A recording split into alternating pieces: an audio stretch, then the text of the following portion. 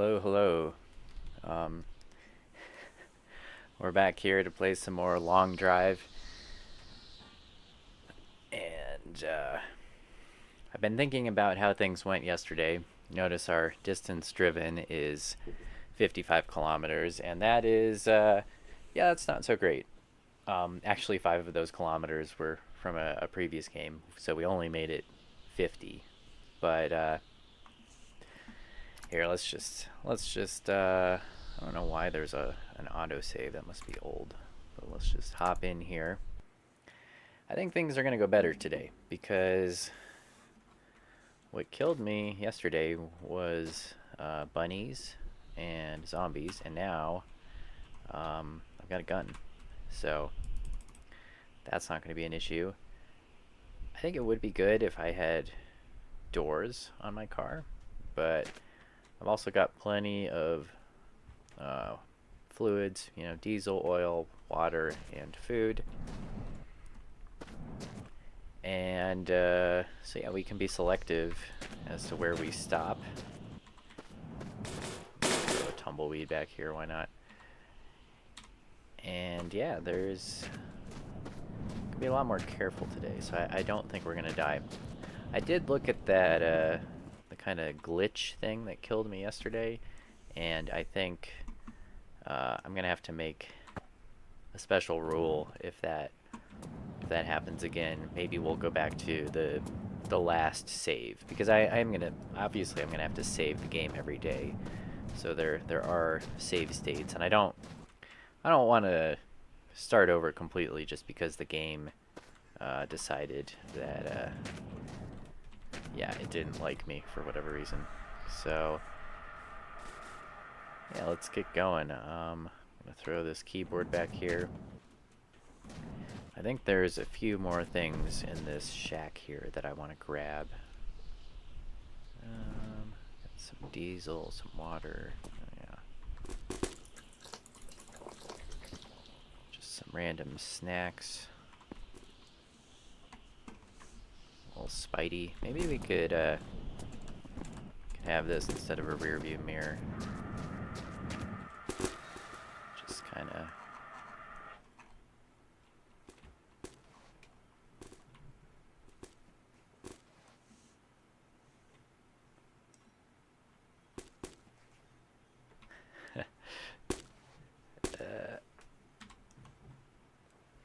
Oops, I pressed the wrong button. Just pin this to the roof. That's a little in my face. Like, there. Okay. We'll probably get sick of that pretty quickly, but let's see. We got a 3-cylinder gas motor. Yeah, I don't think I need that. I don't know if I have a light anymore. Let's grab this light and just throw it on the floorboard. I would like to have a more, I don't know, more thoughtful organization system. Oh my gosh, there's a headlight. Yeah, I can't believe I didn't even think about this. Like, yeah, it's not the right it's not the right kind of light. I wonder if I need to take this grill off. I mean, this car wants a round headlight. Shoot, I don't think that's gonna work. That worked though. For whatever reason yesterday that grill was not going where it was supposed to. Huh. Alright, we need to find a round light, but hey, we got a grill now. That's cool. Anything else in here?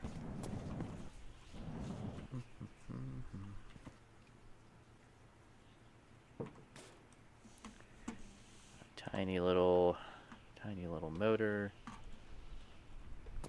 More oil. You know what I think I want to do? So I want to put the oil that I have. Ooh, that's a white wall. Alright. Bring this tire with us. Oops.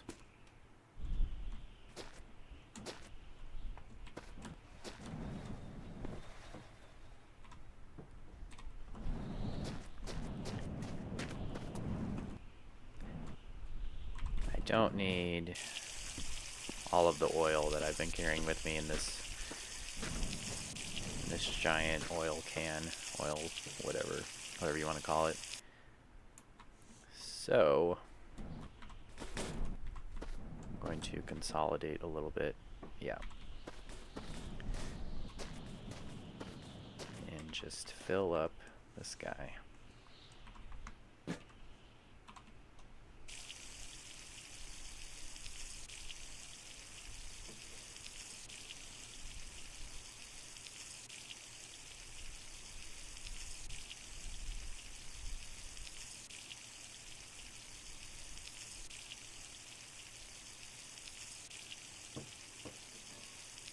No viewers tonight.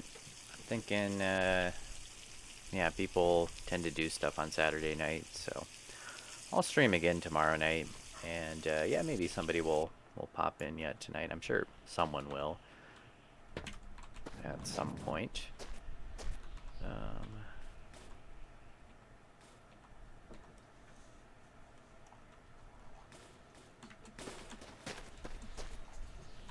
Yeah, having these, I mean, the green containers are just so much more efficient, I think.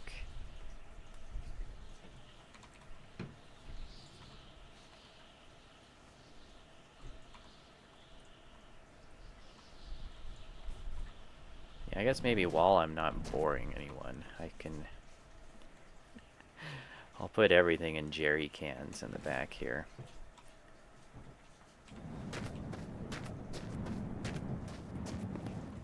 Because that's going to be a lot more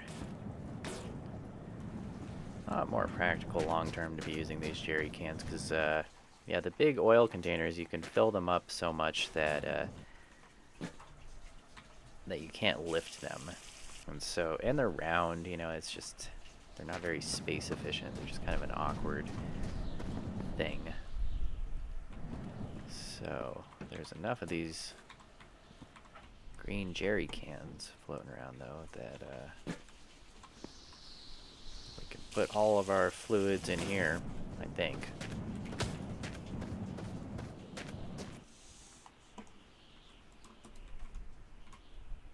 Nice.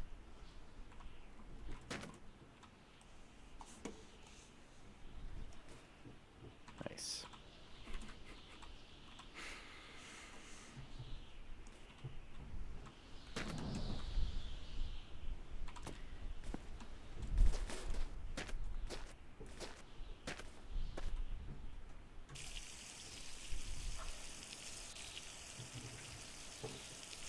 I had the weirdest day today.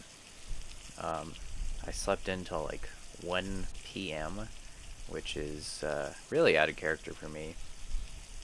Like, don't get me wrong, I can definitely sleep in, but not that late. And usually that only happens if I stay up like really late. And I didn't. I went to bed right after I was done streaming last night, so I don't know what's up with that. And then I made a pretty elaborate breakfast. It was really good. I mean, it was just potatoes and eggs, but I did it right. I parboiled the potatoes and fried them up and got them nice and crispy and perfect. And then I was tired, so I went back to bed. And then, yeah, I woke up, did a short little workout, like on the rowing machine, reheated some leftovers from dinner, and now I'm here. And I think it's really weird because I had dreams about this game last night, so it's weird to be back here again so soon, playing this game. Oof, I feel like I almost knocked that over on accident. You know what is annoying about this car is that the fizz lock thing does not apply to the truck bed, so I have to attach everything. to the bed of the truck so it doesn't go flying out. And that, yeah, it's kind of tedious.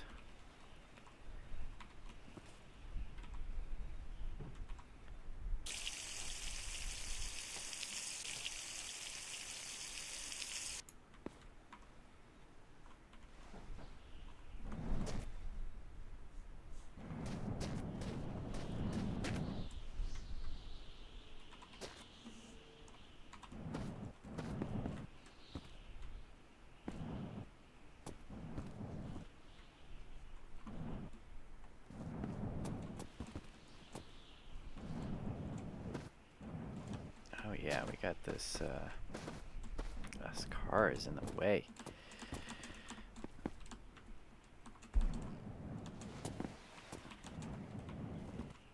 This stuff. We definitely want that. I thought there were more jerry cans in here.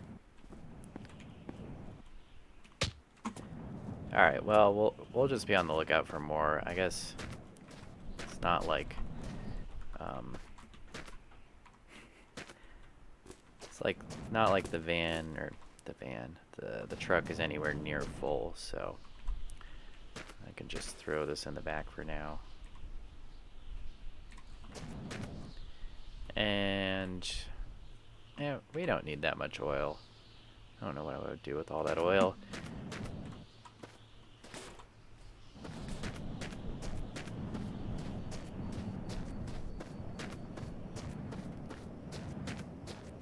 Alright, sun's about to get low in the sky. I don't really want to sleep here, so I guess let's get going.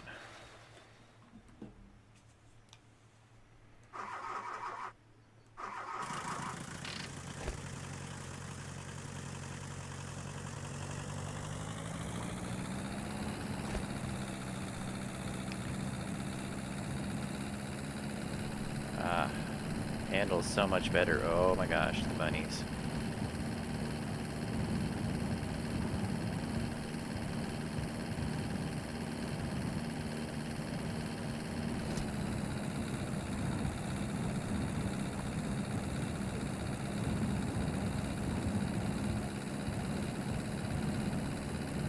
So I saw a Reddit comment.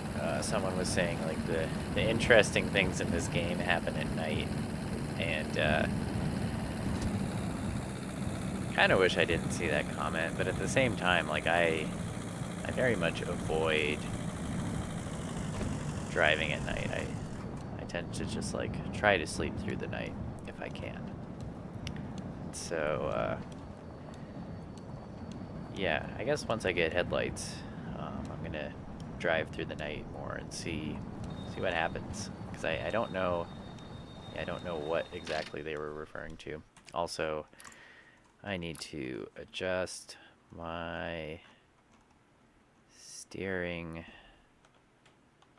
dead zone. Oh no, it's okay. It just feels weird. Now that now that I have better wheels on the truck, it feels like there's something wrong with it when there's not.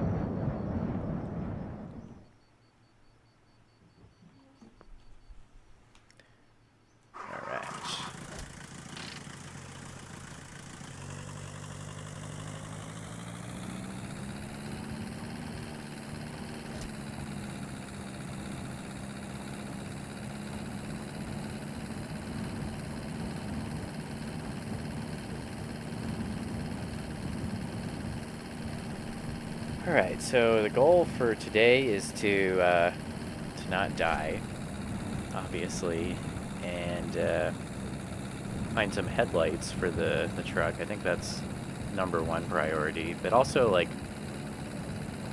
secondary, I would really like to find a speedometer. Tachometer would be nice too, instead of looking at these two big holes in the dashboard.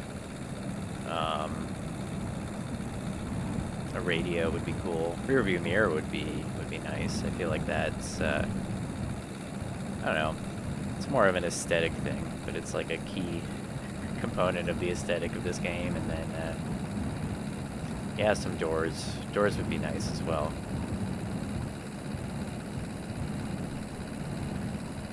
But mainly, I just want to put some miles on today because we really struggled yesterday. But I think we finally got all of the basics that we need to really put some miles on today.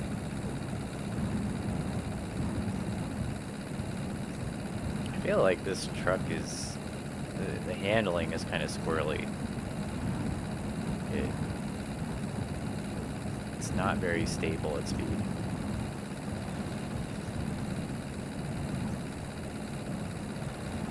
Oh, hey man.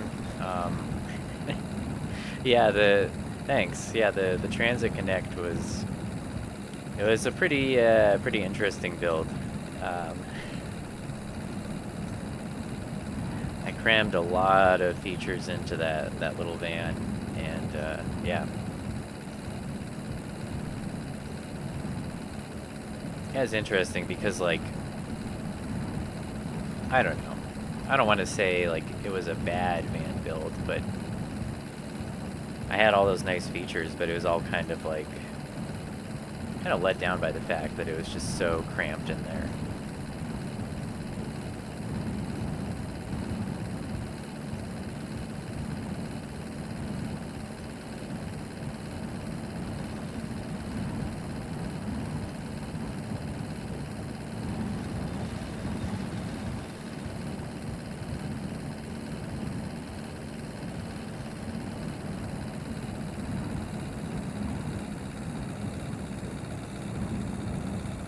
Yeah, now that I'm done living in a van, I'm just basically playing this. I mean, this isn't a simulator, but playing this game where all you do is just drive down this road. What are you doing here? Yeah, see, this is where I'd like a rear view mirror. I want to eat.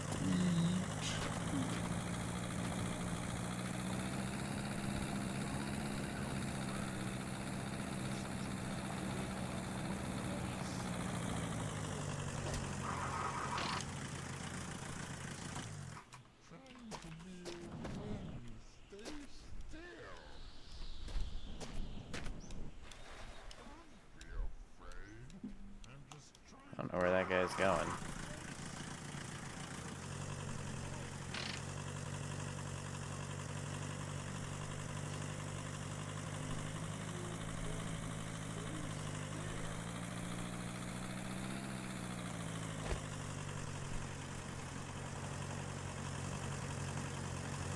Do want to see what's in this gas station, though. Another jerry can, truck tire.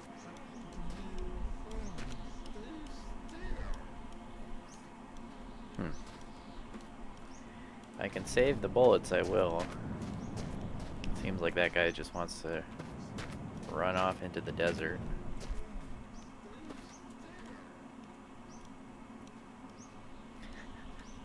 Are ye a female?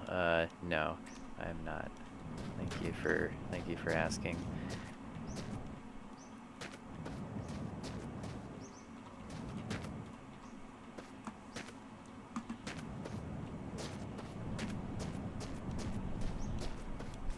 I do have long hair, though.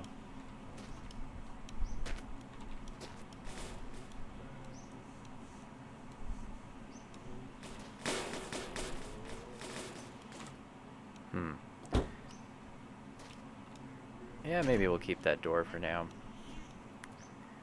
Alright, here we go. This guy finally noticed me.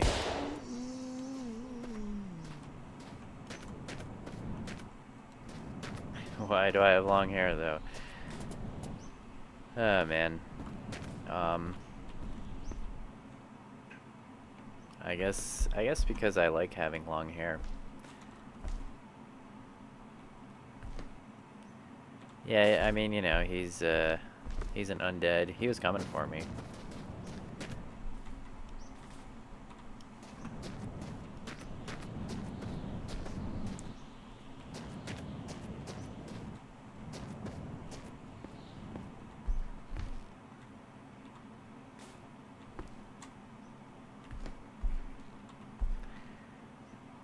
What I really need, though, is a crowbar or the samurai sword to break open these containers.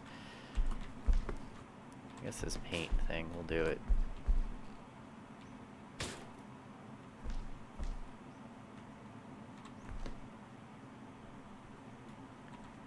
Right, shotgun ammo. Yeah, is the truck called a Golf? I guess why not, huh? I don't know. I always thought this was just like the VW pickup.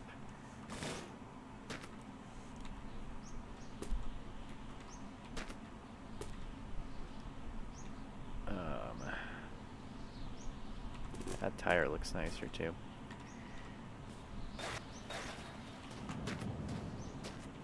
Yeah, you know what, man? Like, gender is just a social construct, so you seem really fixated on that, but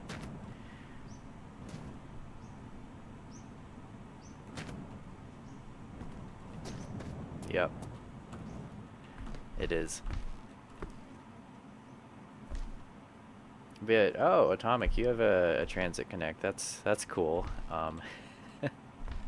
I think I don't know. I don't know if you want any advice, but my advice would be to keep it simpler than what I did. I feel like I don't know. I don't know what to say about all that, but it's. I mean, it'll feel more roomy in there, right? If you have less stuff, and also if you can keep the space maybe more modular than I did, that could be helpful. But I don't even know if you want that kind of advice, but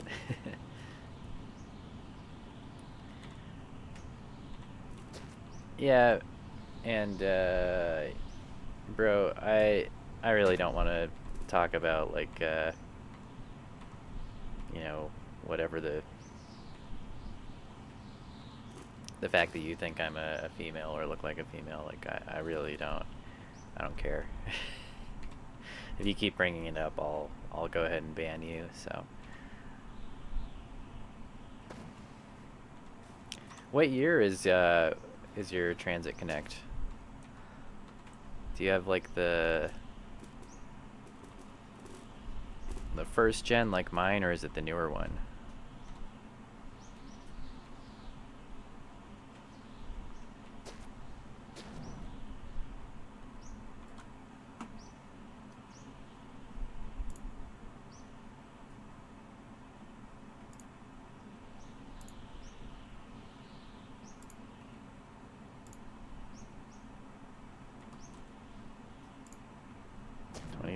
Nice. Are you in the U.S.? Because like I know in the U.S.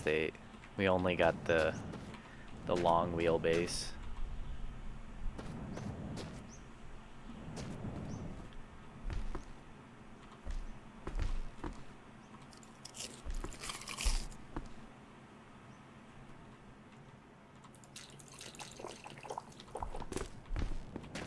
But yeah, I don't know if you saw my video where I installed a it's like a transmission temperature gauge in the van. I would highly recommend that, doing that, because I found when like I wasn't even going that fast, and just like climbing moderate hills on like forest roads and BLM land, the transmission would get quite hot, and especially on hot days, you'd have to be really careful. And I think that's why I had so many transmission issues, is because it was overheating, and there's no like light on the dash or anything to tell you that you're overheating the transmission. Like a lot of cars will have an AT, like an automatic transmission temperature warning light, but for whatever reason, yeah, your van does not. So that's something that I would highly recommend. And then yeah, I don't know. It's weird. I feel like I really am no expert on van builds. I've built out two for myself that worked really well for me, but I'm really not sure if they would work for anyone else. Condensation problems. I mean, not. Yeah, no, somewhat. I mean, condensation is always somewhat of an issue in a space that small, especially if you're cooking in there. Especially if you're cooking with propane like I was. So, the diesel heater helped with the condensation, though. I think that's probably what you're getting at. And like, yeah, just cracking a window and having the vent fan going helps a lot with condensation. But like, I slept with like my face right by that sliding window, and one time I camped in like a snowstorm, so it was like pretty wet, and it was got down to about like 12 degrees Fahrenheit overnight, and yeah, I had a bunch of ice form on that window behind my window covering actually, and then it all kind of like ran and dripped down into my electronics area, which was super not ideal. And I think I just chipped out as much as I could, and but it was actually like dripping on my solar charge controller. So yes, I did have condensation issues. I think, yeah, I don't know. The solution probably would have been to turn up the heater more and just run the vent fan more and try to get more airflow in there. But yeah, I think it's living in a van, especially in the winter or really humid areas. It doesn't matter your setup. You're going to be fighting moisture and condensation a little bit.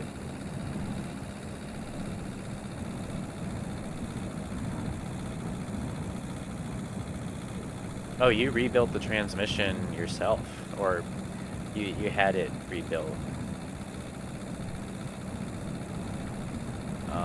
Yeah, I mean, they put the same transmission in like the Ford Focus, and so I think that tells you like what that transmission is designed for. But at the same time, I think if you go easy on it and stay up on fluid changes, up to date like on fluid changes and maintenance and stuff. Oh no.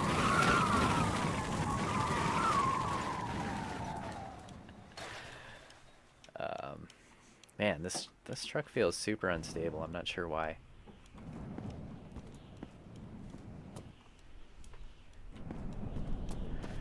Lost my shotgun shells.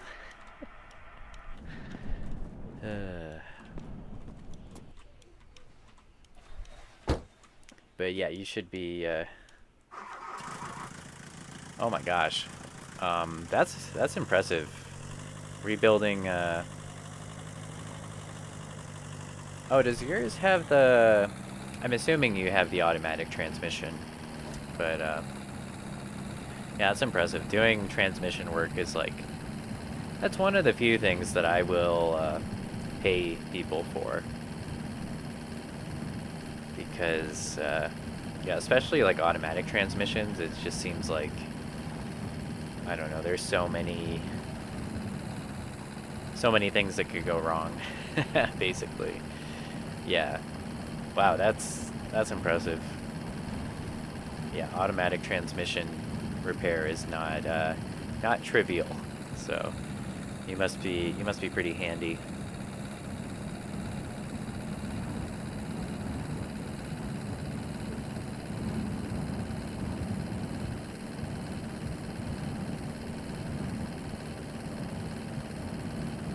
Are you building out your van for like full-time travel? Just gonna be you in there, or you gonna do some trips?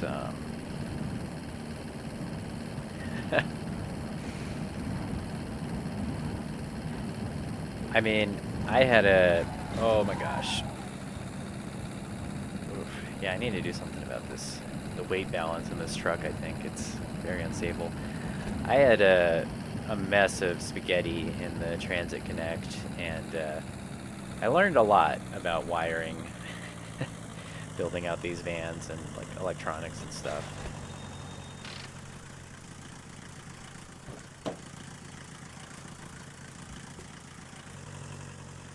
All right.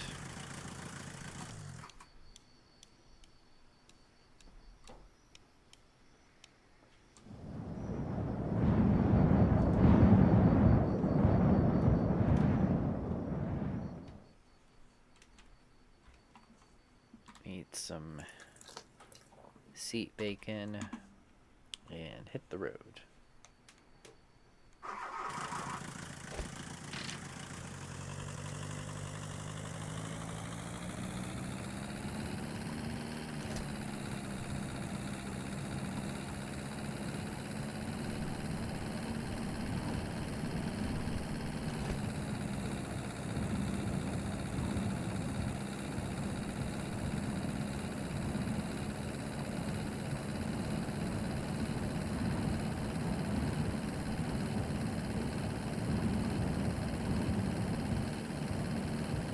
It's a good plan. Just give it a try, see how it goes, not commit too much to any one thing. It's cool that you're in a position that you can do that. I feel like for me it was like I had to, I don't know, I had to quit my job and then move out of the house that I was living in to be able to afford to do the van thing. And yeah, it's a big commitment. So if you can keep things more flexible, that's probably a really good choice.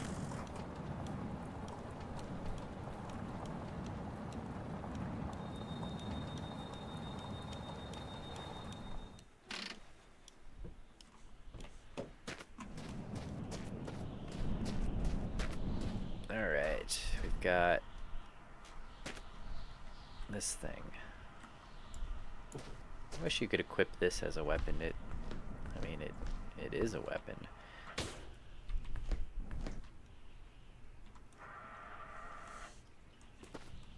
Pistol ammo, okay. I don't know why I parked so far away.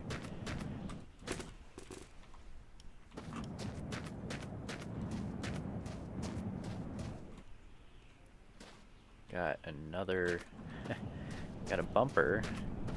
I think this is for a beetle, but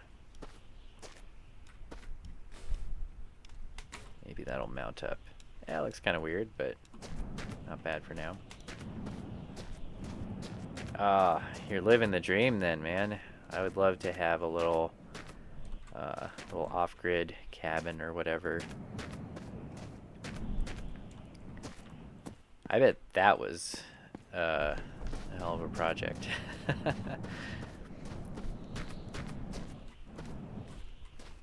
You must have had to. I mean, I guess maybe I don't know how much power you have there, but it sounds like, I don't know, to me, I feel like that would be a lot more involved than like anything I've set up in the van, but maybe not. Maybe it's pretty comparable.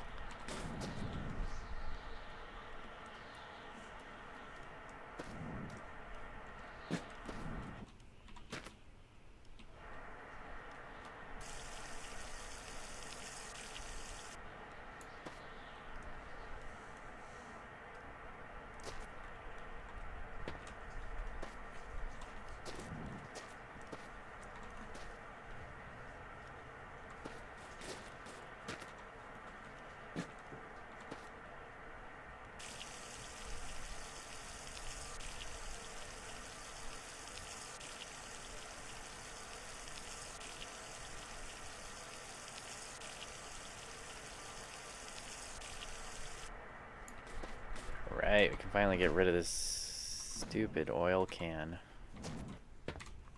Or oil barrel, I guess is what I should call it.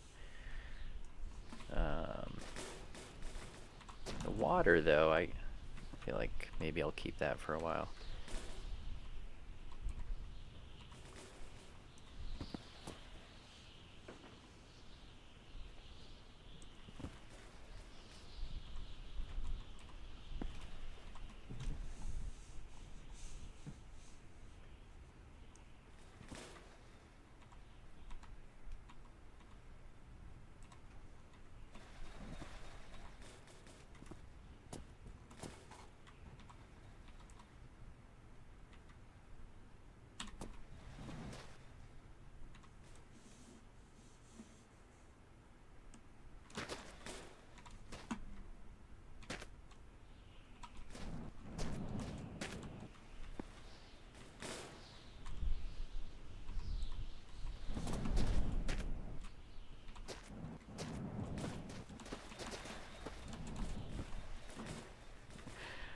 think one of my favorite things about this game is just organizing all of my loot. Got all my fluids nicely in a row there. And oh yeah, I have a gas container now, so I don't need these anymore.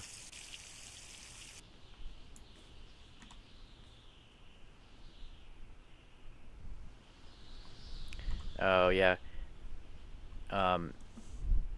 The fact that you can have a generator and just run it whenever you need to is super nice. I know you can do that when you're in a van, but then you have to carry a generator with you, right? Which is, in my mind, pretty suboptimal. But there were, I don't know, especially in the wintertime, I feel like I just needed a little extra power, like especially in the high ace. That van's alternator just was not up to the task, and you get so much less sun in the winter. It's like solar's cool in the summertime, but for full-time living, you need more than just solar, or you need a lot of solar. But I still found myself having to ration my power quite a lot, which, I mean, I guess that's all right. It's okay, but it's not really what I wanted, you know.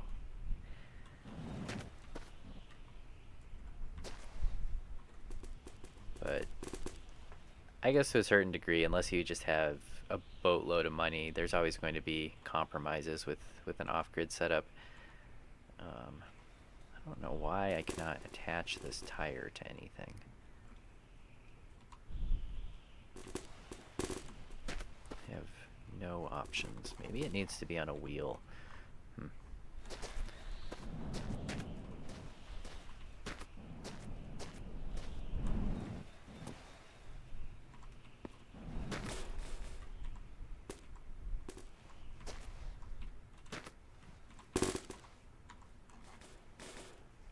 There we go.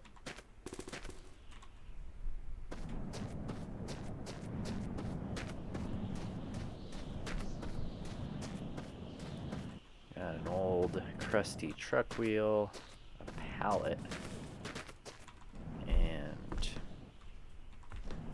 I don't know why there's a bubble level in this game.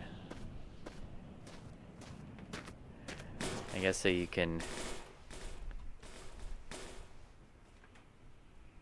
level things out when you're attaching them to your cars and stuff. But that's kind of weird. All right, back on the road again. I'll take a bite of sausage. Oh no.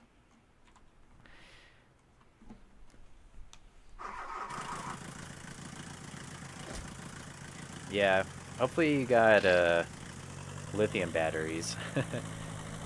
I mean, you can make it work with AGM, but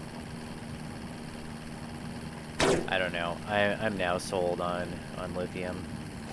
Unless you're, I mean, right now I have lithium batteries in my high ace, and I'm not keeping it heated or anything. I just have to keep it above, I think, 0 Fahrenheit in there, and as long as I'm not charging the batteries, it won't hurt them.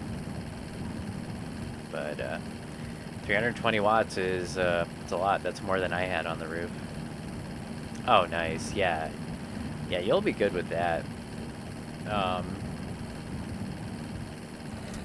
was able to run a 40 amp DC to DC, but actually I shouldn't say that because I had AGM batteries. It never ran at the full 40 amps. I mean, it would for like half a minute, and then it would taper off as you hit that flow charge voltage. So 18 is probably pretty good for that alternator, although I feel like you could go 30 if you wanted to, but yeah, I don't know. At any rate, like, anytime you siphon any power off the alternator, you're stressing it out a little bit. So you got to be careful with that kind of stuff. I'm sure a system like this exists, but it would be so nice if there's a system that like monitored the RPM of your motor, right, and then only allowed charging when you're above a certain RPM, so that way you could just like basically just drive around and not think about the charging. Because I think that's really what kills the alternators, is pulling a lot of power at idle speed, because you don't have enough cooling, right? Yeah, I did have a 40 amp DC to DC in the Transit Connect. That van, your van, I think it comes with I want to say it's like a 140 amp alternator, and the reason it's so much is because of the traction control, I think. I think that uses a lot of power, so they had to put a pretty beefy alternator in that van. I mean, obviously,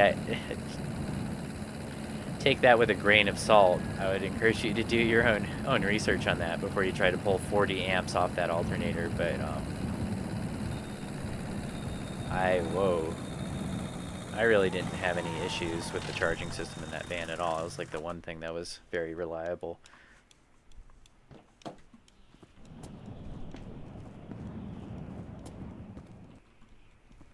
feel like there's never anything in these buses. Yeah.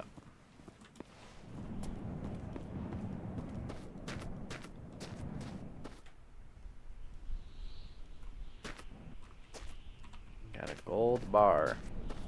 Really don't need this.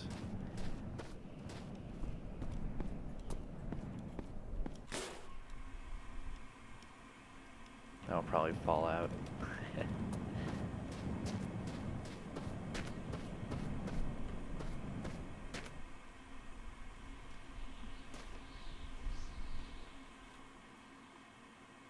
I got some blood in here.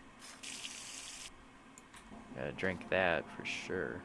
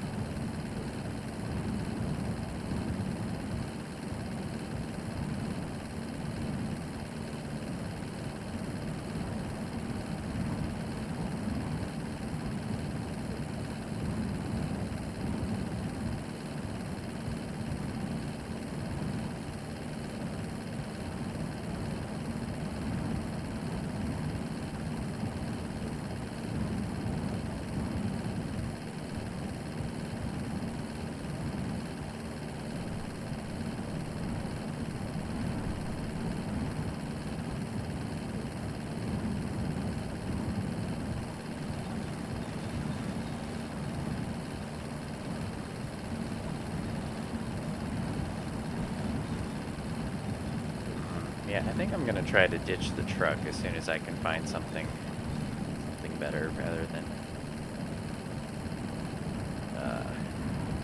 trying to fix it up. So, with fiberglass, what I've heard is that you don't want fiberglass in a vehicle because it produces, like, the vibration from driving will produce fiberglass dust, and that will be bad for your air quality inside. You'll basically be dosing yourself with fiberglass all the time. And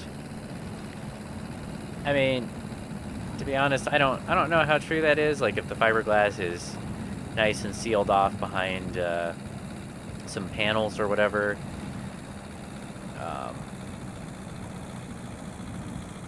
I feel like you'd probably be okay. Same thing with rock wool. I've heard that you don't want to be breathing in rock wool. Um, so that's why I used sheep wool in my build, but I mean that was expensive, and yeah. So I don't really know what to say about that. I mean, there's so many different opinions on like what actually gives you cancer, and it seems like everything kind of does. So I kind of try to err on the side of caution with that kind of thing. But so for that reason, I personally wouldn't mess with fiberglass, but I don't know enough to say that it's a good or a bad idea, to be completely honest.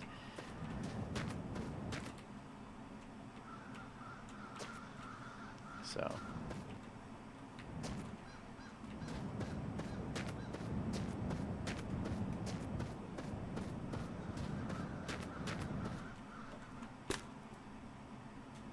Wait.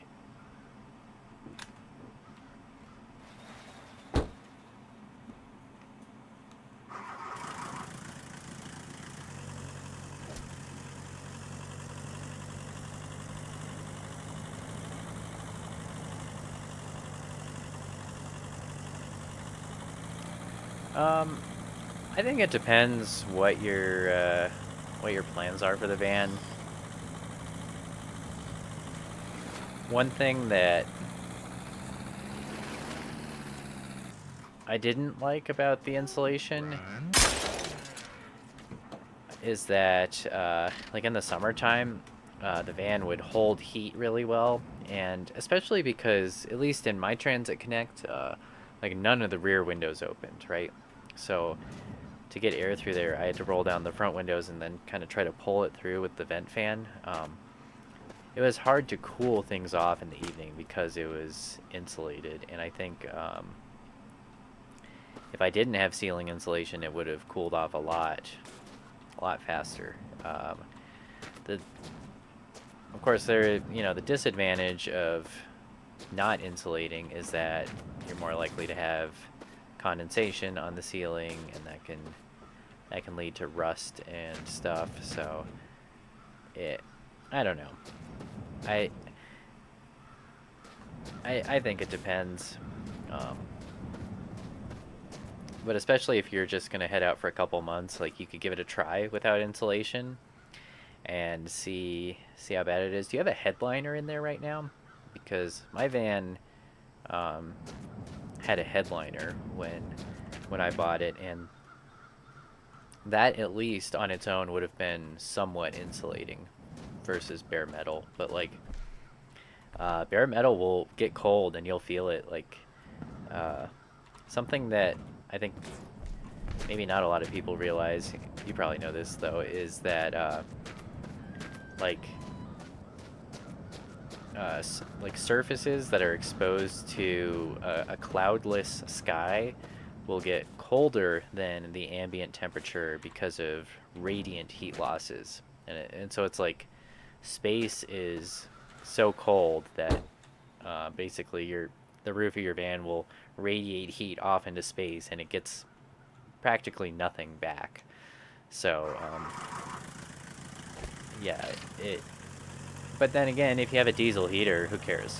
Because I think even a 2 kilowatt diesel heater will keep you plenty toasty in there. So yeah, actually you might be just fine without insulating it, and then you'll have more headroom as well. So yeah, if I were you, I would give it a try not insulating it. I think if you are planning on doing a diesel heater especially, you might find that it's plenty comfortable that way. It might be more comfortable than having it insulated. So So yeah, that's probably what I would do.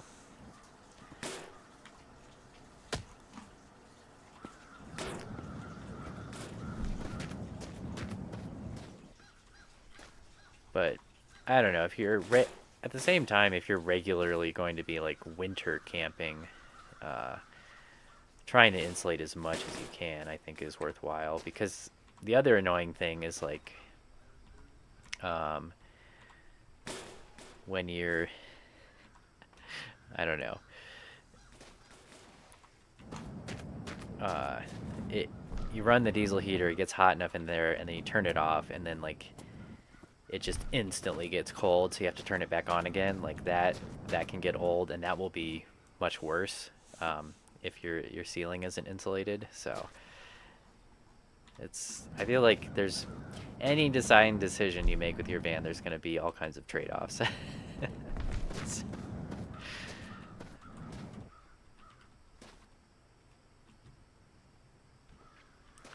You know, people will say that wood is not insulation, and I mean, to a certain degree, that is true. But if you look at the heat conductivity, like there's like the actual value of heat conduction through wood versus steel, and also considering that you have like, what did you say? You said a quarter inch uh, wood versus like super thin steel. Like that wood will actually keep it warmer in your van, like significantly. It might not be all you need, but yeah, that's definitely it's definitely better, much better than having nothing on there. So sweet, we have a clock.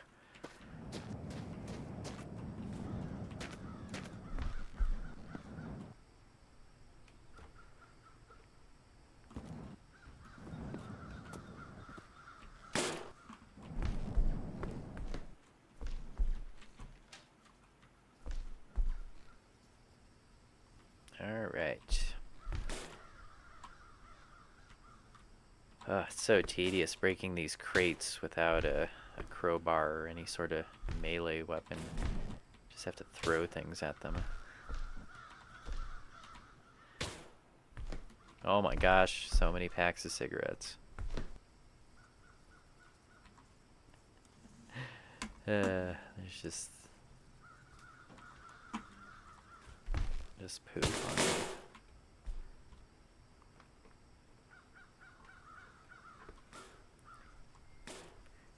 Oh, that's interesting. Yeah, I mean, it's funny, I've never really thought about it, but yeah, I've been in a few log cabins, and yeah, it it definitely insulates from the cold, you know, just the logs.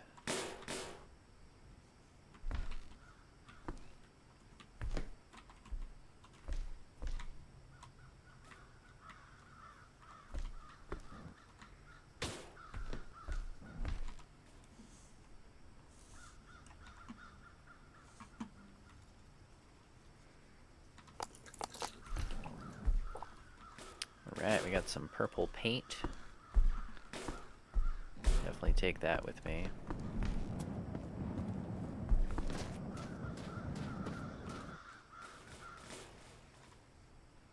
Tempted to hook up to this trailer.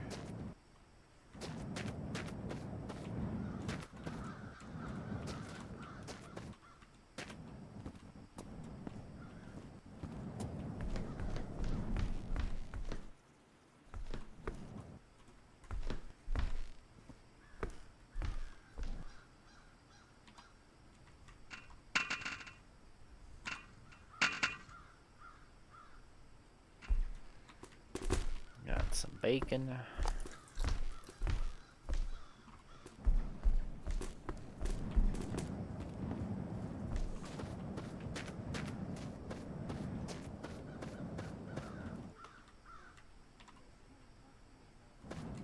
You know what I should do before I forget?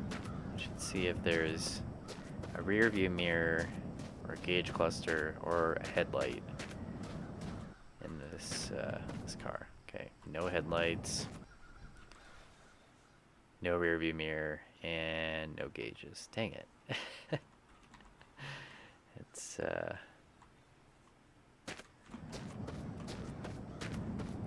just as bare bones as my pickup, unfortunately. I'm walking around with the, I don't know anything about guns, but like with an AK without a clip in it. Oh no, oh no, no, no, no. Stupid bunny. Ah! Alright, well, that was kind of convenient.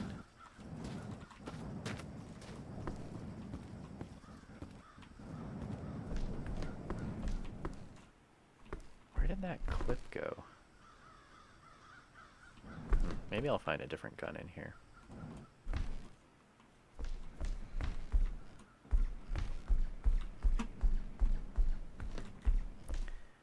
We've got bins.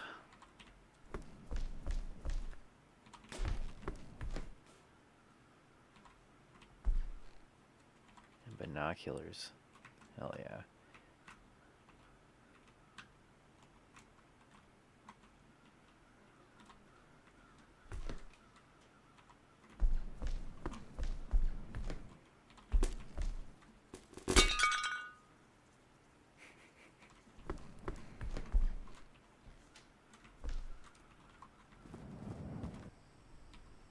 Got a rifle. So much paint in this house. I feel like I can't take it all with me, but I want to.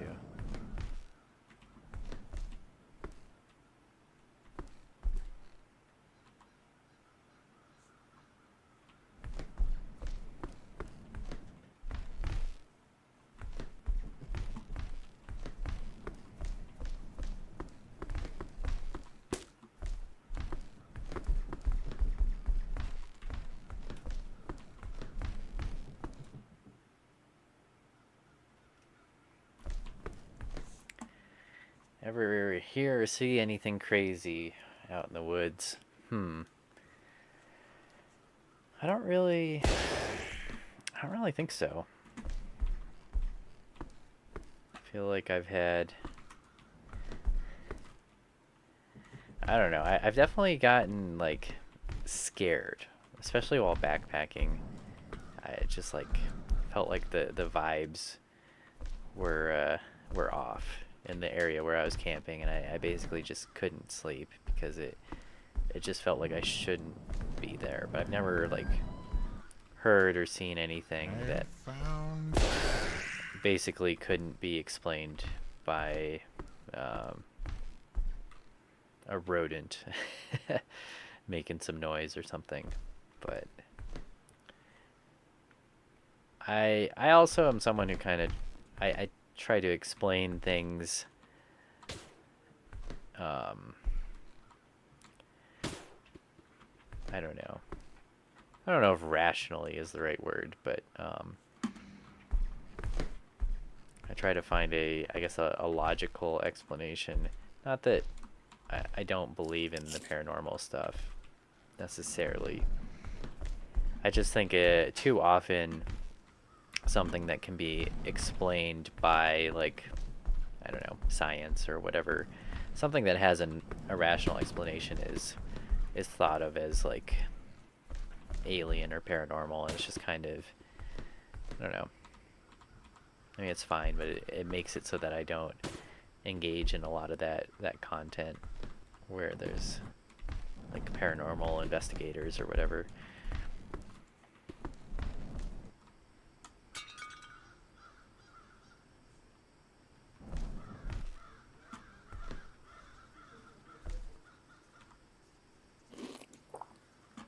I thought that was a headlight. Dang it. Alright.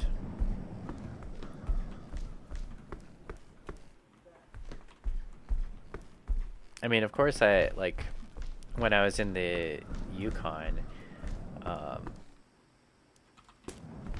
multiple times in the morning, something, like, batted at the sliding door handle to my van.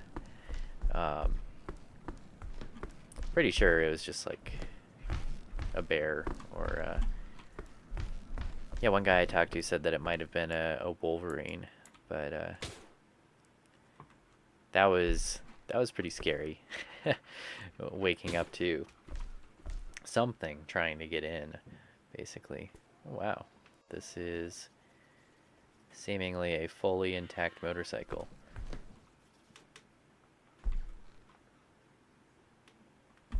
Kind of want to see if I can ride it out of here. All right, well, we'll get to that in a minute, though. Maybe I could. It'd be hard to lift into the trailer, but maybe I could do it.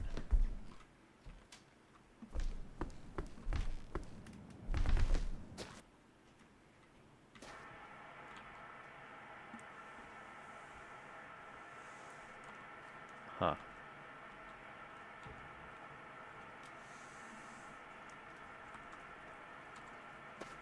It looked like a headlight, but it's not. Ooh, we got another bin. These bins are invaluable.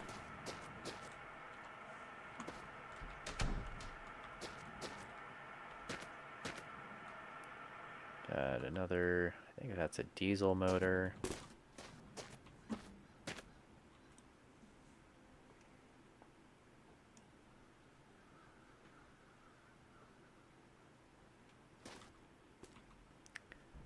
Wow, something threw a rock?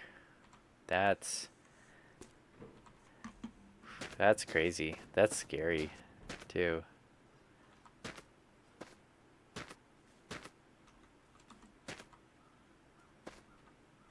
Speaking of scary, it's getting dark in here, I think. There's a motor, like a V8 in this crate.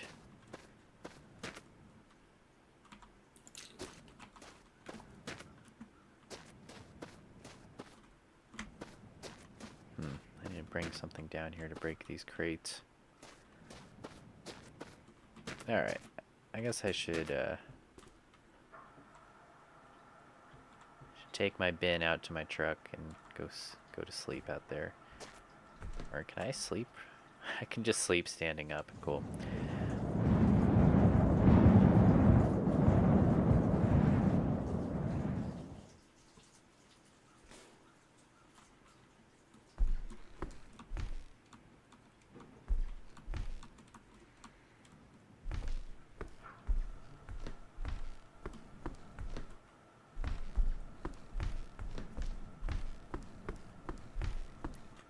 There's my magical crate breaking soccer ball. This guy must have a hell of an arm if he can throw a soccer ball like that. Okay, yeah, so this is the V8 motor that's in this game. It's tempting to put it in the truck, but I think that's how I would die. Whoa. Come here.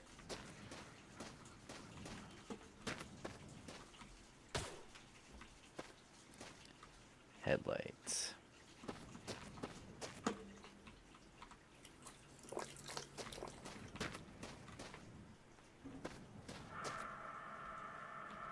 Got some pistol ammo.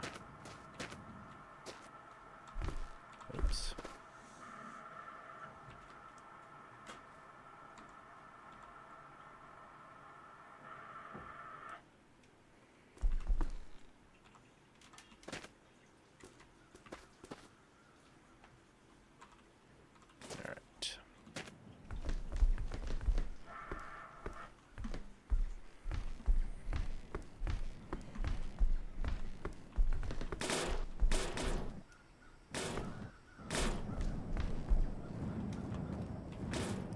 And yeah, I have a lot of friends who have had paranormal experiences. I can't point to any one experience in my life where that's happened to me.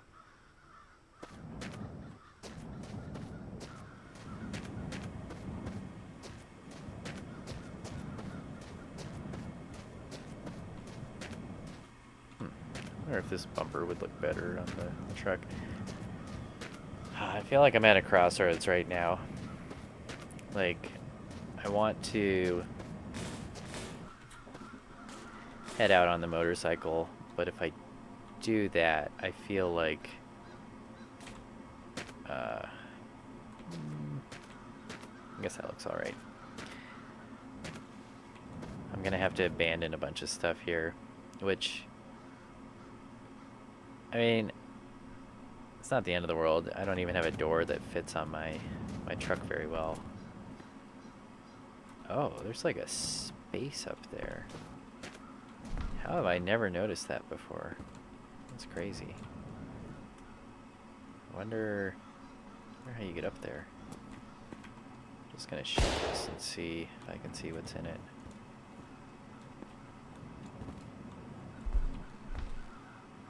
Huh. Interesting. Oh. Yeah, I did read a comment that you can climb things by spamming crouch and jump. I didn't expect it to be quite so easy though. Well dang, I gotta start checking out what's up here.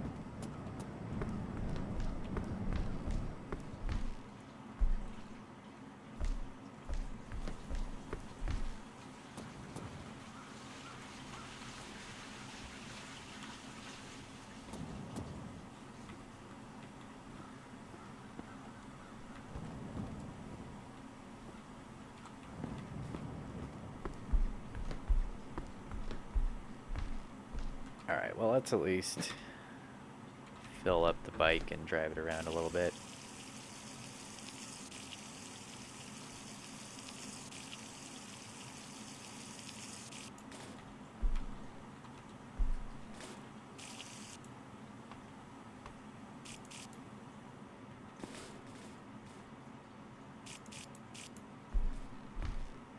Let's see how much oil is in here.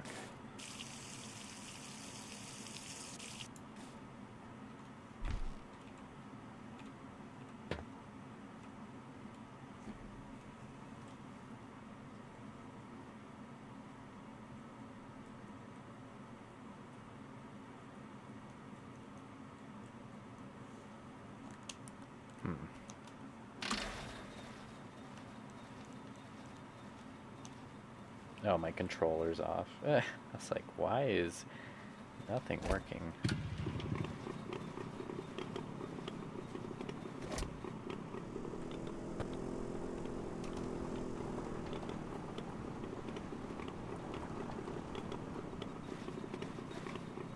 Uh-oh.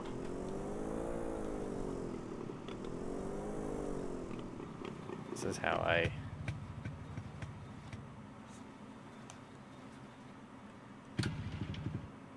die doing some, like, with some horrible glitch. Of course, the bike doesn't have reverse.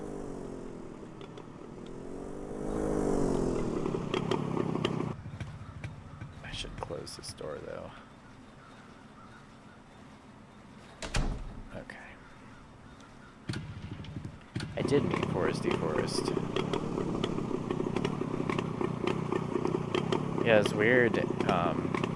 I mean, he's a really cool dude. Like, he's, yeah, just super humble and,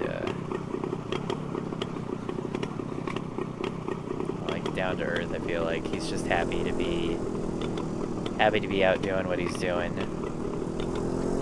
But it was super weird, like, meeting a YouTuber in real life. And also, in a way, like, having him treat me like a, I don't know, yeah, like an equal.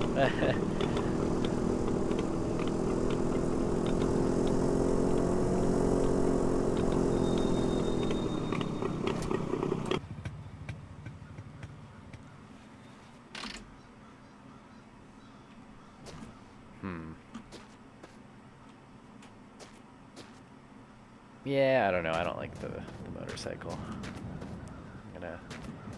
I'm gonna leave it. I'm sure I'll find another one, and if I really get bored, then I can set out on the motorcycle for a little bit.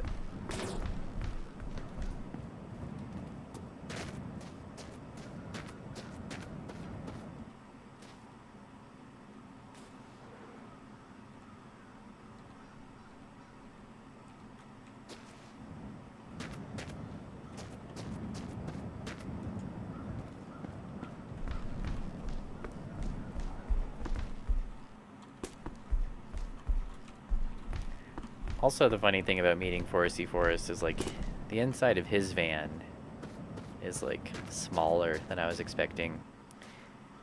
Which is funny because like that's what everyone always said about like my Transit Connect is that they're like, oh, this is small, and it's like, yeah.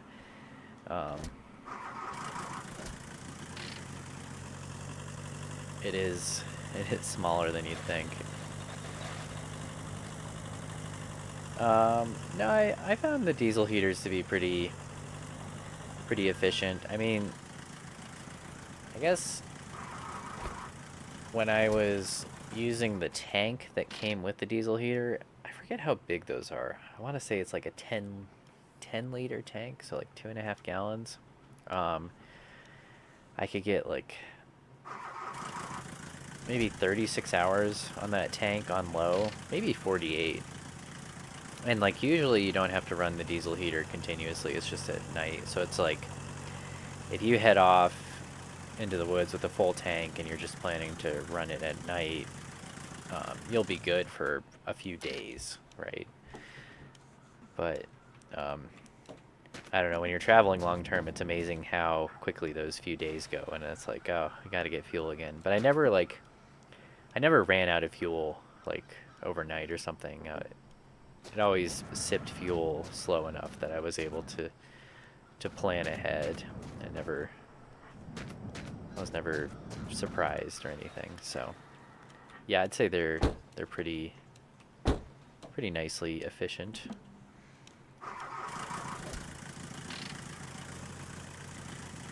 It can be a hassle, I don't know, setting up and installing those heaters. It requires a lot of planning, I would say.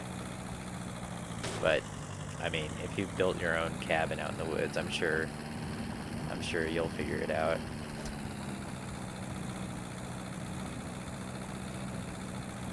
Oh, that's the way I came from. Okay.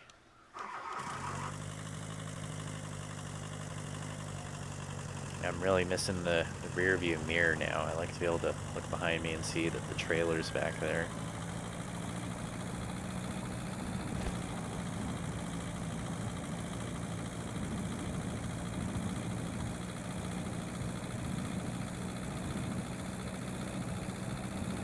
Oh, you're 6'4"? Holy cow, dude.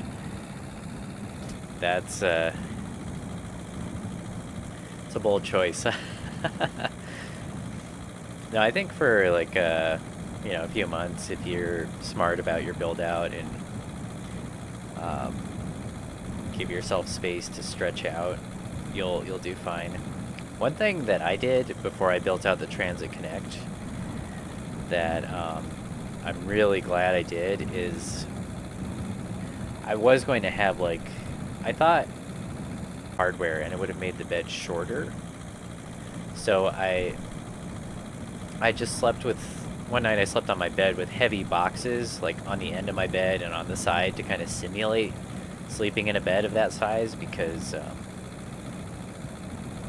yeah, I would have had my feet pushed against the doors of the van and it was terrible. I didn't sleep at all, and I was like, okay, I need to make my bed longer. And I realized even though I'm just 5'9", like for whatever reason for me it's like pretty uncomfortable to sleep on a bed that's less than 6 feet long. So I would definitely play around with that and know what kind of bed you're most comfortable sleeping in. And yeah, I did the same thing with some boxes to simulate how like narrow I wanted my bed, because I was initially going to make it like, I think 4 or 5 inches narrower, like 18 inches wide, which would have been insane. It would have been super uncomfortable. But in your case, I think it's not hard to take the passenger seat out of the Transit Connect. You just have to get if you don't want the airbag light to go on, you have to unplug the battery, wait like a couple hours, then you remove the seat, and then in the wiring harness, you just have to bridge a couple of those pins with a resistor so that the computer thinks that the seat and the airbag is still there, and then I think you're good to go. might consider doing something like that so you can make your bed longer. And the seat's not light either, so it'll make your build out a little bit lighter. And yeah, it could potentially buy you some more storage space, but of course the big drawback to doing that is that your van looks less stealthy, right? People look in and there's like a seat missing, or I mean, you could make window coverings for the front windows so people can't look in at all, but that's also kind of like not very stealthy, because it's kind of a weird thing to do. Yeah, I've always made my build outs so that you can so the cab area looks normal and like empty, so someone can look in and see that it's like a normal, quote unquote normal van, and that there's nothing up there that you can't see in the back, which I feel like is pretty normal. I don't know.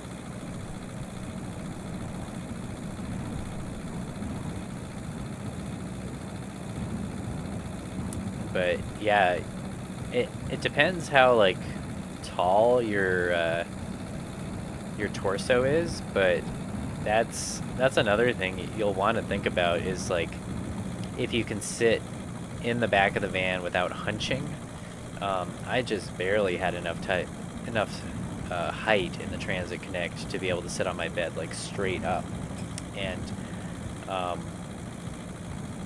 did a few trips where I slept in my 4Runner, and in that car I couldn't, like I had to tilt my head to sit in the back of that car, and that got old real fast. So I would say, yeah, those are two things you want to be really careful when considering your build out.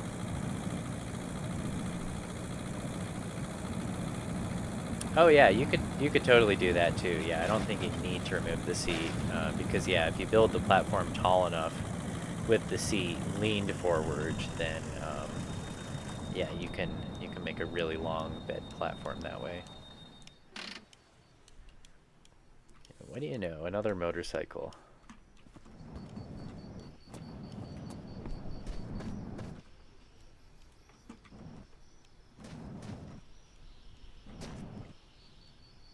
Oh man, I am getting really tempted to abandon this pickup truck though, because I just cannot find any parts for it.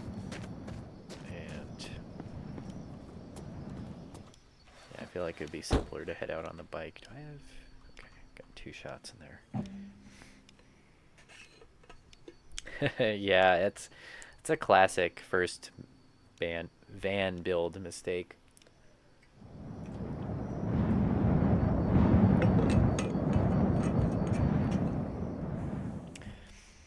I can't remember where I read this, but I read somewhere someone saying like you build the first van you build is like for your worst enemy, and then on your second go around you actually make it right. And I don't know, I thought if I did a bunch of research that wouldn't happen to me. And I don't know, it wasn't terrible living in the Transit Connect, but it definitely got old, right? Like after 9 months I was ready to do something else for sure. And yeah, I feel like there's a lot of truth to that.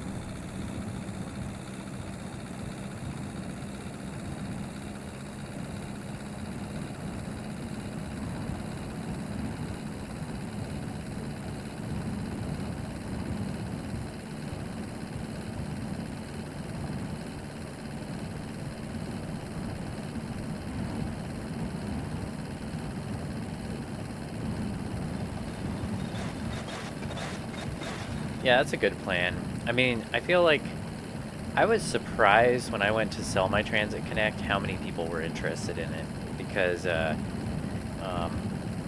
one thing that I got a lot of is a lot of people were asking me if it would fit in their garage, and unfortunately with like the rack that I used, it was like 1 inch too tall to fit in I think it's like a garage opening is typically 7 feet. But yeah, if you build it out smartly and so it looks nice, you should have no problem selling it and upgrading to something else when the time comes. But yeah, I think yeah, it's a great van to start in, to play around with. You'll definitely learn what you want in your next van build, and that's how I wound up in the High Ace, which at the very least the build out in that van was pretty ideal for me. I can't imagine, especially with the amount of space I had in there, doing it any different. But I'm already thinking about my next van build. Like, I think, I don't know. I think I'm just going to have to build out another van. It's just, it's so nice having the option to hop in the van and sleep somewhere. And, yeah, it makes road trips so much more tolerable because, especially now, like, I really don't like going out to eat. I feel like it's really expensive, and a lot of these chains, I feel like the quality of the food has gone down, and it just, like, I don't know. All the restaurants get their food from Cisco, and it's just not good. And, like, I don't feel good and healthy. So having a kitchen and then, like, not having to mess around with hotels, like check-in and check-out times, it just makes road tripping and traveling so much more pleasant.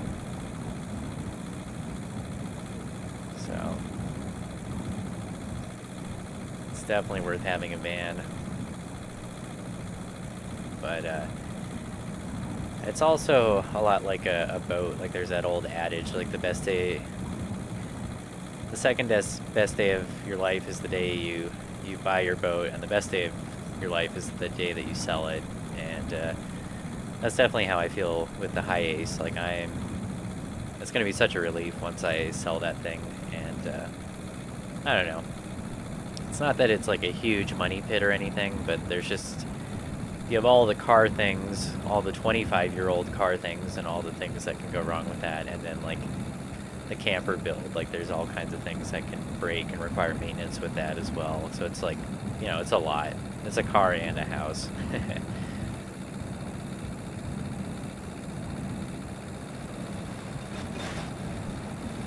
Yeah, I mean, I even feel like grocery store produce is not as good as it was when I was a kid.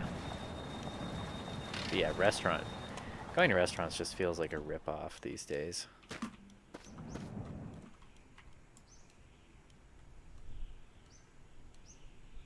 That looks like a floating turd.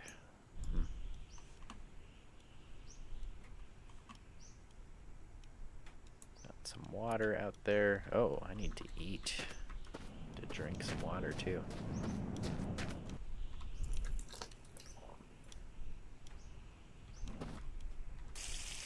Oh, that's diesel. I thought I had water in that. I do have water in that tank. What the heck?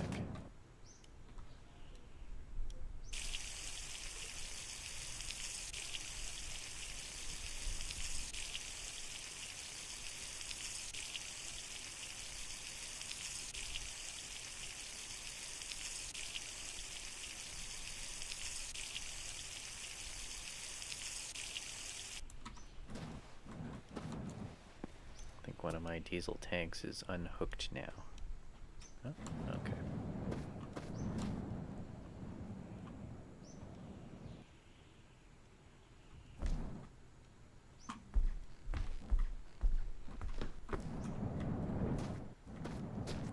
I guess there's no fall damage in this game. Let's chamber around in this thing. Actually, I don't think I have any ammo for this guy.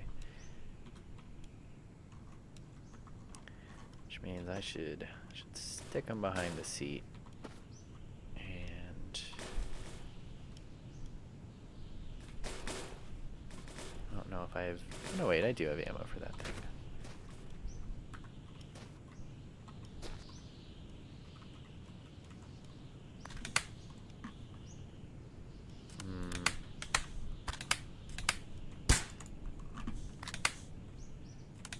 I guess that's shotgun ammo. Oh yeah, of course.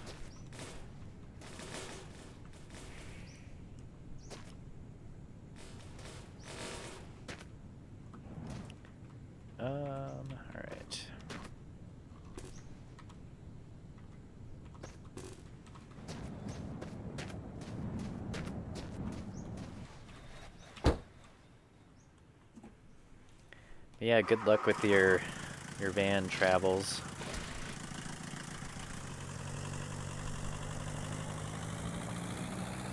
It's yeah, it's a fun way of life.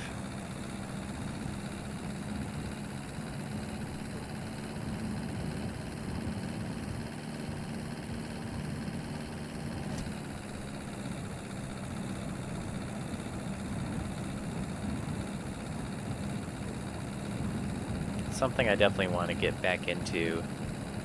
I guess, yeah, I was just saying that I want to get another van, but for me, I think I need to have a permanent place to come back to. I'm tired of renting and always moving my stuff around and feeling like I don't have a permanent home anywhere. But as soon as I can get that, I want to get back to being semi-nomadic. I feel like that's just kind of like, I don't know, it just makes me happy. And I'm going to be traveling abroad this year, so I'm excited about that. But after I do that traveling, it's time to buckle down and, I don't know, try to buy a house. I'll definitely have to get a job.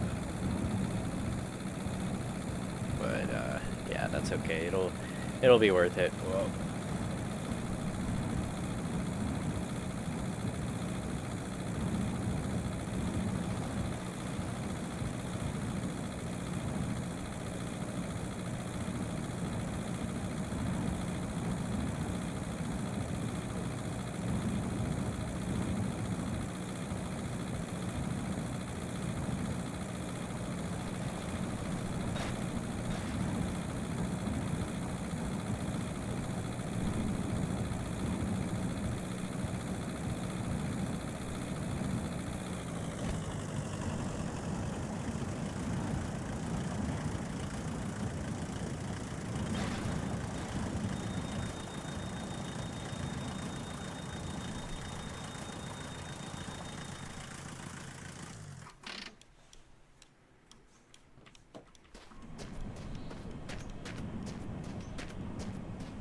Hey, we got another white wall.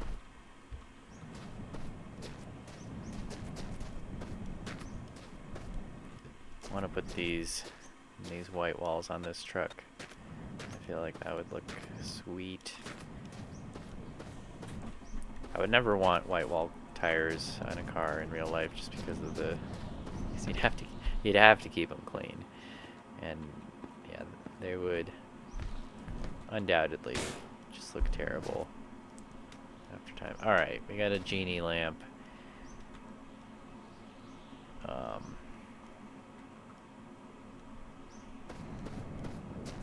I wish for... What am I going to wish for? Do I want a different car or... just headlights for this car? I wish for the parts that I'm looking for. I think I have to set it down and...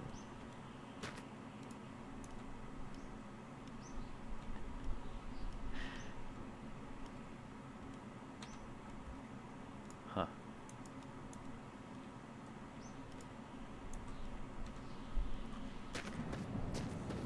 Presumably you can do something with this, but I don't know what. I might look at the wiki. It's the first... Well, the first genie lamp I've encountered that wasn't half buried, at least. Oh my gosh, we got all the shotgun shells, though.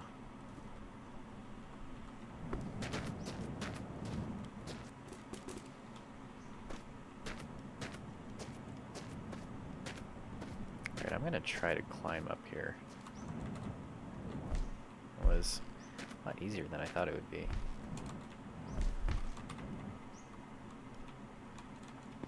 Wow. Hey, I got a thermometer. Sweet. And it's got some gas.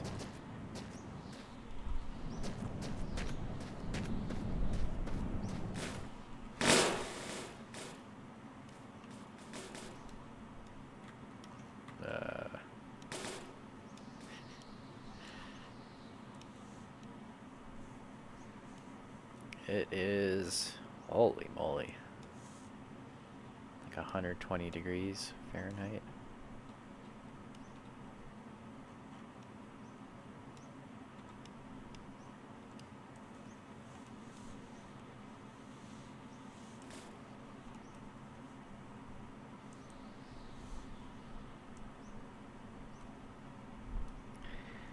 Yeah, I don't know. I feel like, so for a long time I've thought that um, you know, building some sort of off-grid cabin is what I want, but I already tend to be kind of like a hermit, I guess. And I don't know, it's not necessarily a good thing. Like I don't think it really makes me happy. I just fall into kind of the homebody routine. So if it was like, I don't know, if it was a lot of effort to like go into town and socialize, I think it could get weird. And I don't know. It does appeal to me to build something off grid. And maybe it's just like a summer home or something, or yeah, like a summer home that I build with my friends or for my friends so that I can, I don't know, share the space with people, basically. But as my primary residence, I feel like I want to be on the grid, so to speak. I say that, but I've been like really annoyed with our utility bills at this house that I'm in. It's like, it's so expensive. Oh my gosh. And yeah, just the way this house is built, I can tell it's just, you know, it's just built cheap and it's not efficient. And so we pay like $250 a month for gas, water, and electric, and it's, yeah, it's just stupid.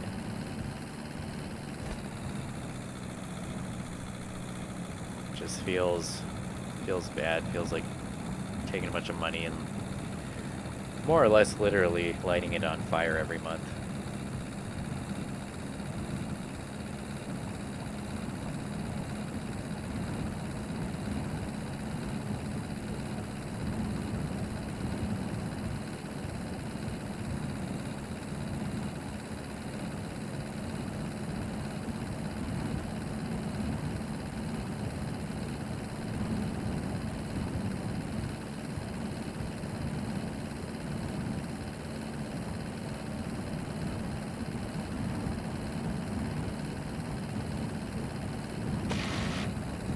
Oops.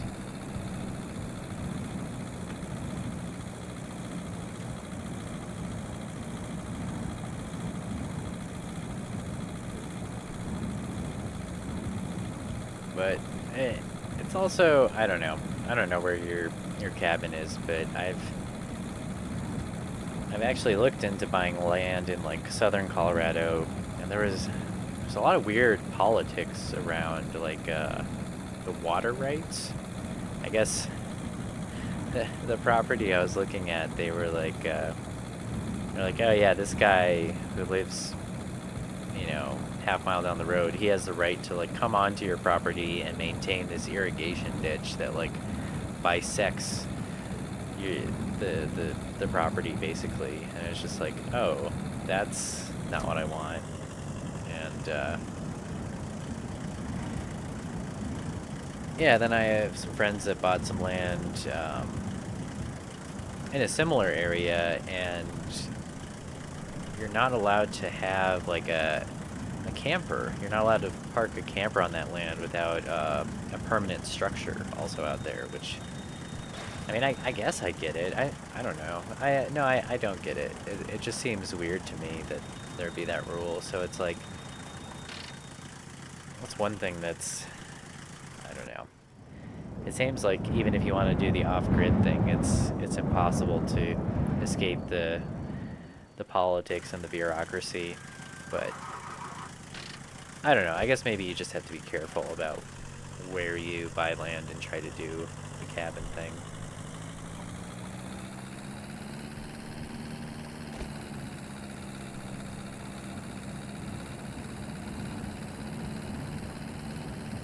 And I mean, I'm sure there are towns where, you know, property taxes are low and you could, I mean, you could put solar panels on your house and put batteries in it, but still be like on the grid and on like municipal water and sewer. Like,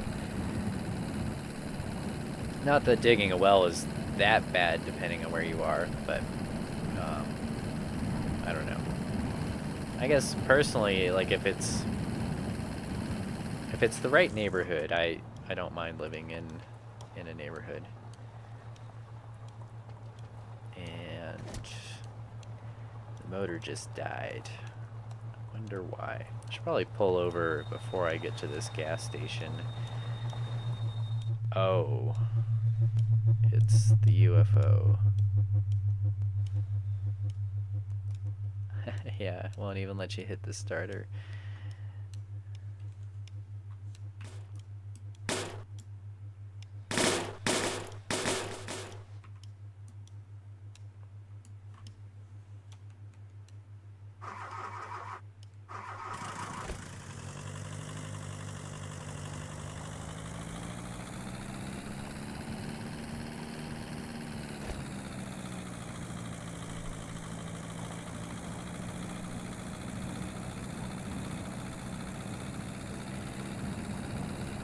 That's true. Yeah, I agree. There's too many rules these days, and yeah, that's a whole other can of worms. It's like, I don't know, if you had to deal with like getting permits and like building codes and what have you, but that's another thing. Whereas like if you, like in a lot of areas out here, if you want to build a cabin, technically you should have like an inspector come out, and you need a permit, and then you need to have your work inspected, and it's all just like time and money, and yeah, you have to build things in a certain way that, in my opinion, probably isn't the best, but you know, it's what's generally accepted. So I don't know. I don't know if that makes any sense. But yeah, I imagine if you're far enough out in the boonies, you don't have to worry about that kind of stuff. You can just kind of, I don't know. That's something that I would always worry about, though. Oops.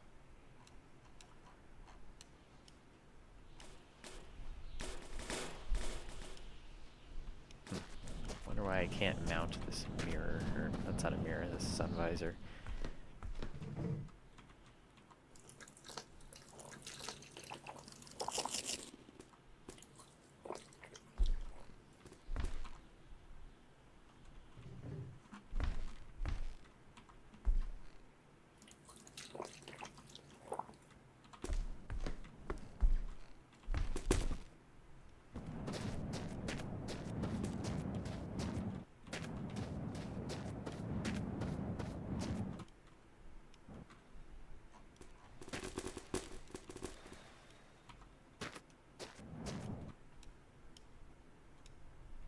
No, my water fell over.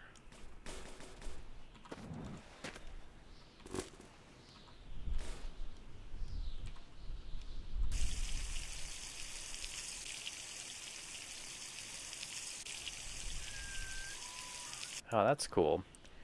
You know, I've never seen like a wild cat of any kind before.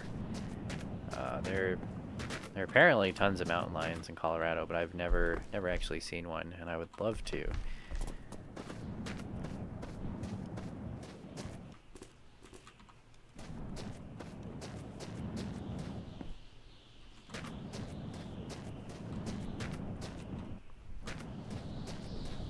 Oh, there's a coffin on the roof. I also think it would be cool to live somewhere where it, whoa. Where you'd get, like, really snowed in. Okay, nothing in the coffin.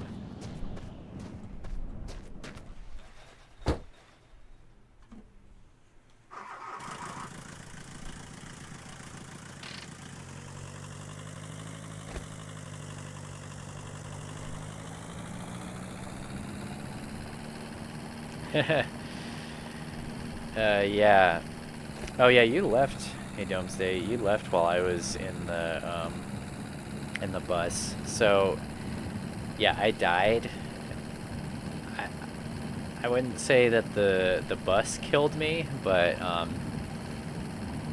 I there was one of those Munchkin zombie guys, and I had a revolver. I shot him 5 times in the head, and he still came at me. And then I was running in the bus. I got stuck on the stairs, and yeah, he ate me.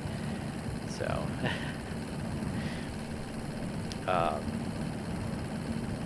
yeah, I think I then died on the run after that too. But this run's been going much better. We've got everything we need now. This truck is unwieldy though, so I am kind of afraid I'm gonna crash it. And yeah, I'm kind of ready for a different vehicle, or at least a speedometer would be nice. A rear view mirror.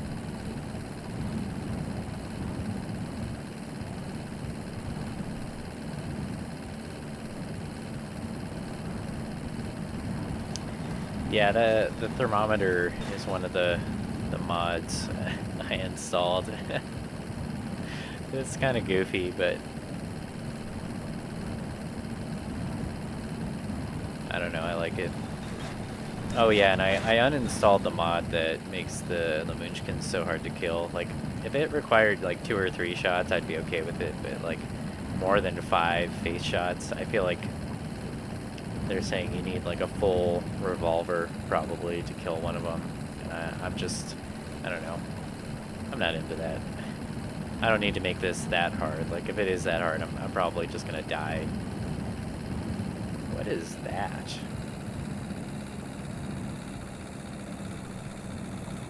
Oh, why does that look like that? Huh.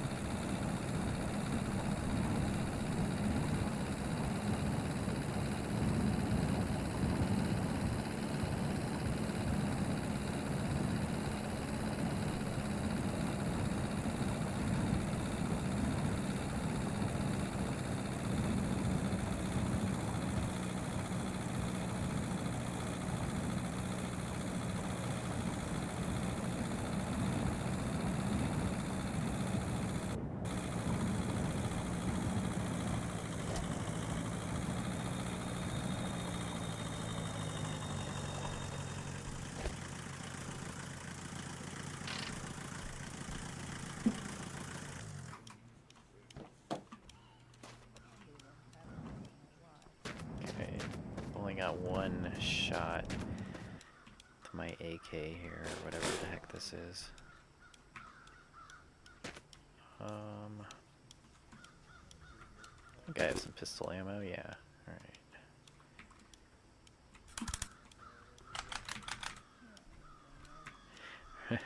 They make reloading, so I mean, it's like more realistic in this game than pretty much any other game I've played. You have to do a lot of things. Trying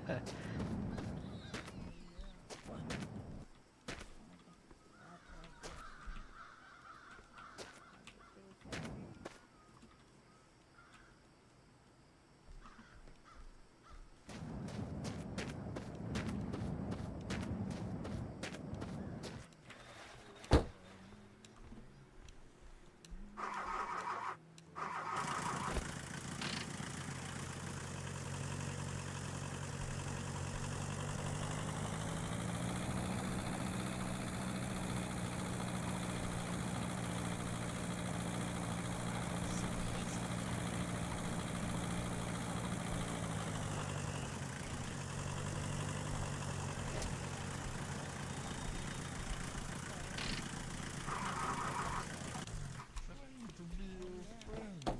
Stay still. Lots of cars back here. Man, I'm hoping I can... Yay, we can get some gauges.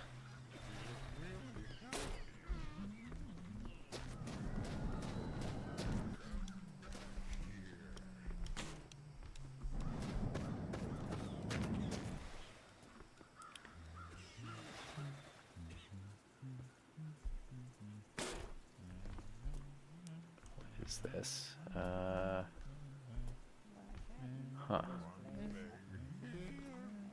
Kind of like just a regular tachometer. Grab the radio out of this though.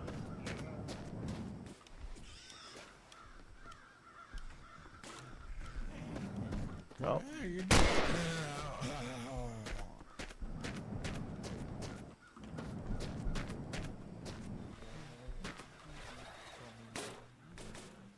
Got a nice rear view mirror. Oops.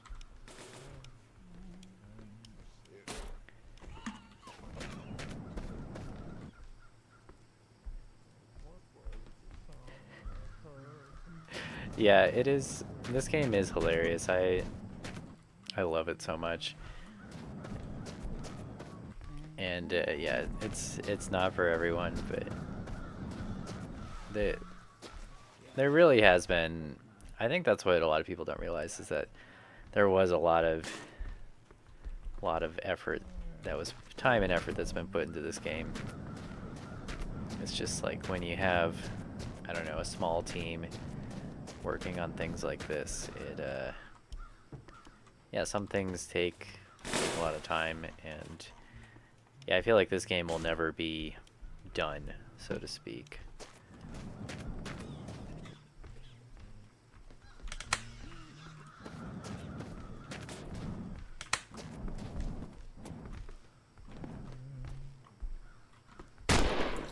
Oops. Yeah, see. Try to eat, and if you try to eat when you have a gun in your hand, you shoot the gun. That's so funny.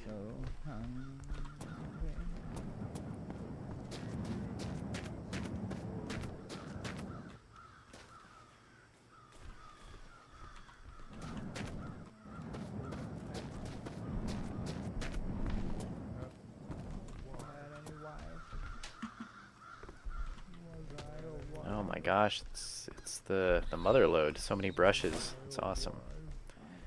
What was this? What did you say?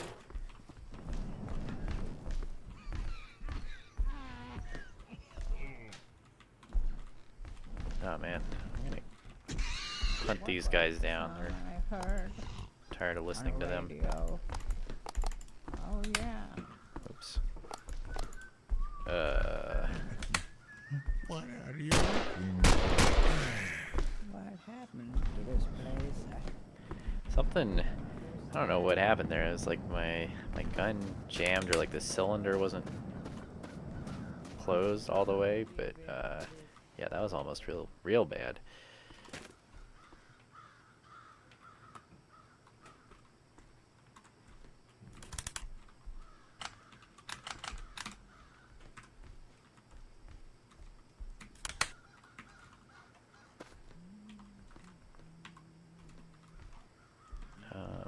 Okay.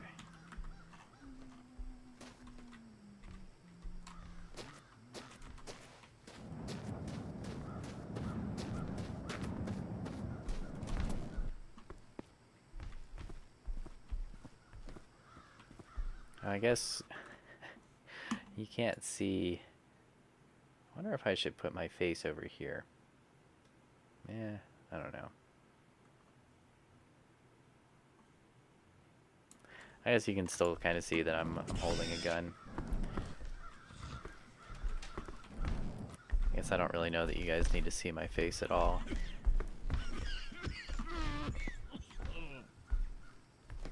More brushes. Nice.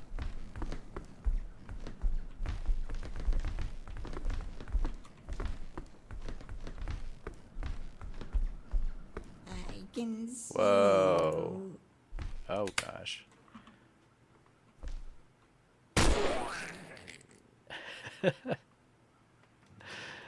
Yeah, this game is a little buggy though.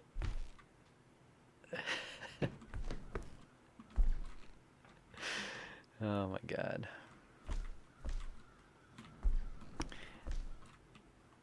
Yeah. It's not even a rag doll. He's like, yeah, spaghetti.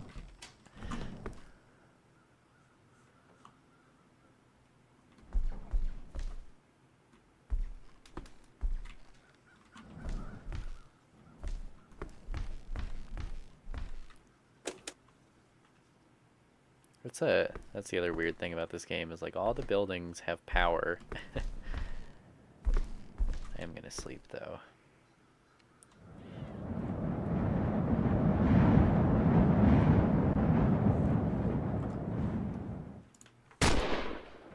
Whoops. Oh man.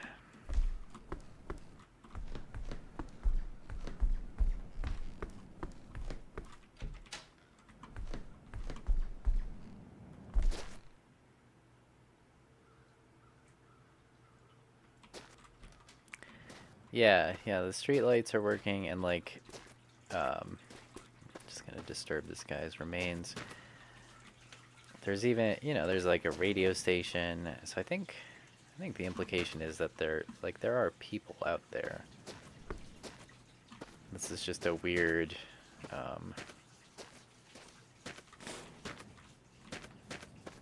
weird messed up dystopian universe. Ooh, green paint. I'm definitely gonna save this. Got another genie lamp. I kind of feel like the lamps are maybe just like nothing. Like they don't actually serve any purpose. But part of me feels like I should collect them.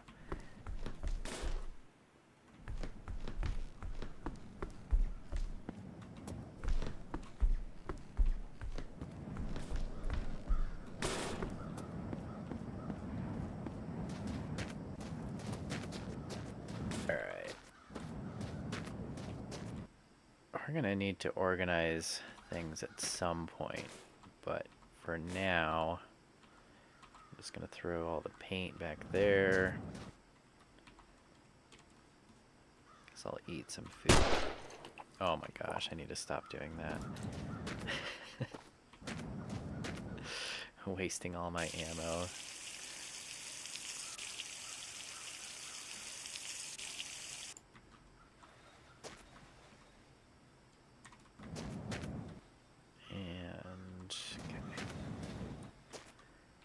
Pile of meat in the front seat.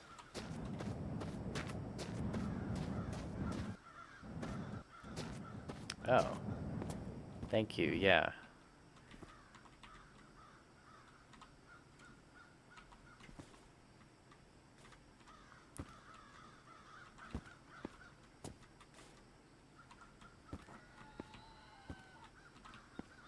So many brushes. This is great. We're gonna be able to fully fix up, or close to fully fix up, any car that we might find.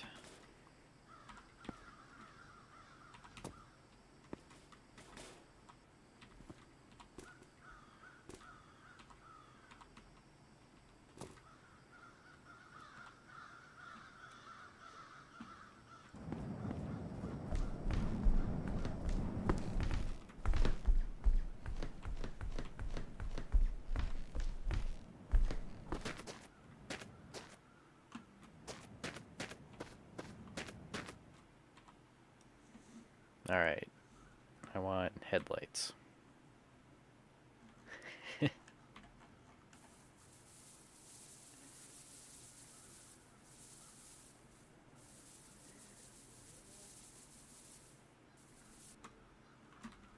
Whoa, it's actually, it's revealing a pattern.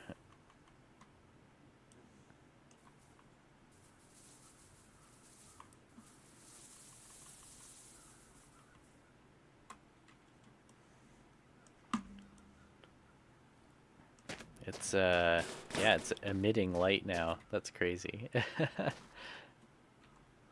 Oops.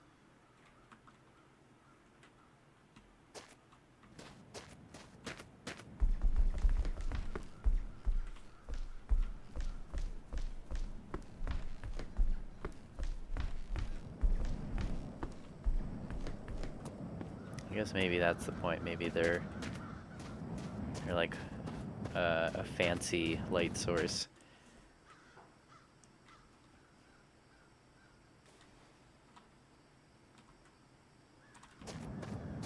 Where's my other lamp? That's funny. If you're holding something, it just floats in the air.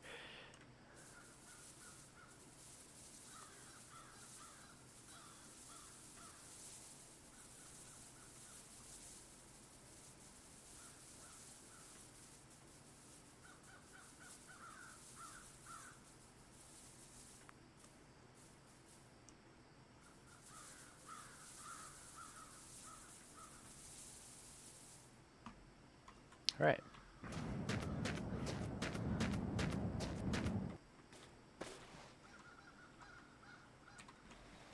It looks like that one is I don't know if you call that tarnishing or what.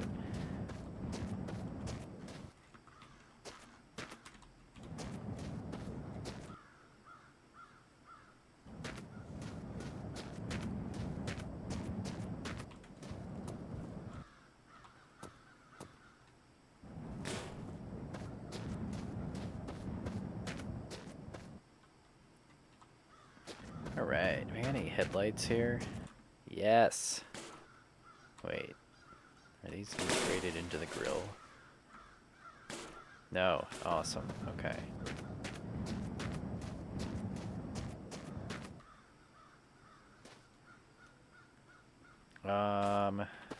Depends on the business. So like yeah, the question is, did I ever stay overnight in business parking lots?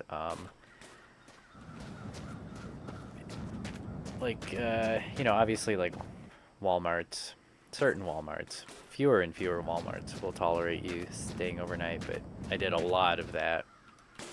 And then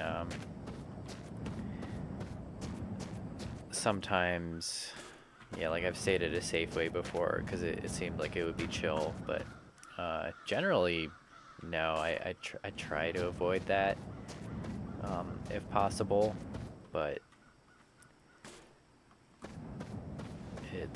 it's very often not legal, and it's enforced. You know, they a lot of times they just really don't want you there, so it's too bad. Too bad that it has to be that way, but I wouldn't necessarily recommend relying on that. If you haven't looked at iOverlander, that app has a lot of great, I don't know, it has a lot of good and bad campsites, but it can give you an idea of how tolerated camping is in certain areas, like in Squamish in BC.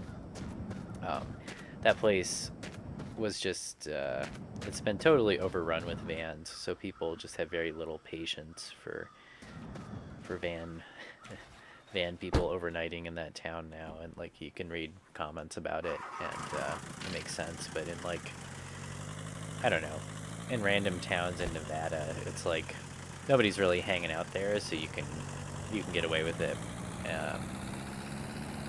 It does kind of beg the question, like why would you want to stay at a place like that? But I don't know.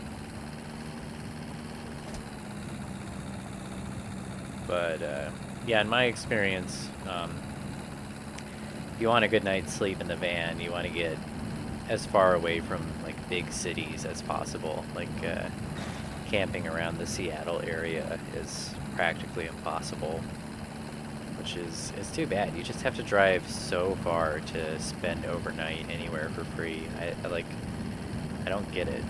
I don't know why it has to be that way, but oh my gosh, we got a speedometer. We can, more importantly, an odometer. We can see how many clicks we're putting on. And I guess my fuel tank is still like full, which is crazy.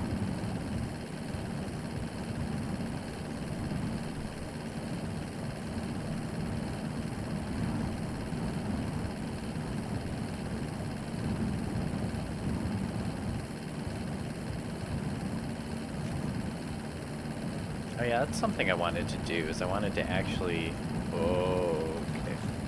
wanted to measure my fuel economy with this truck, with this setup.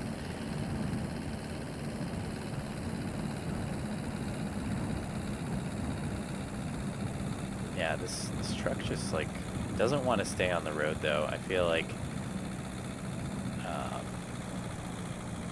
it's already getting old. So I think I will be looking to change to another vehicle. It would be nice to have a trailer though, I think.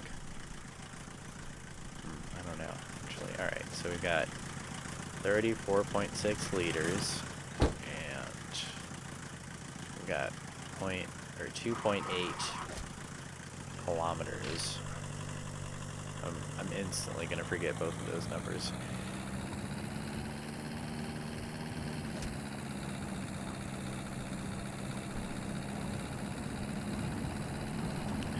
Yeah, the trailer does very much affect the handling. You can see it in the mirror, like it'll start swaying a little bit, like, or a lot of it. Yeah, it'll make you crash for sure.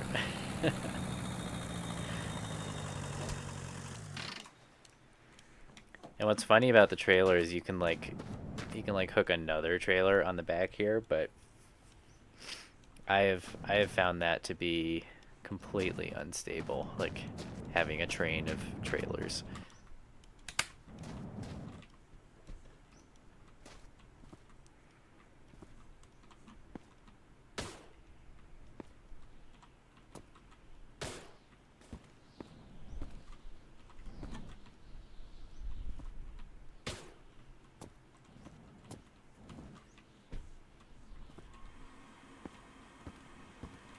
Huh.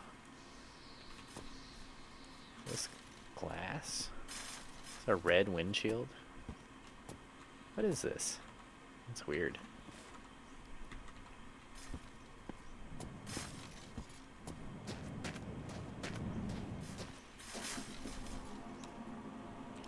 I don't think you can, like, detach the windshield. Maybe it's like a back window or something.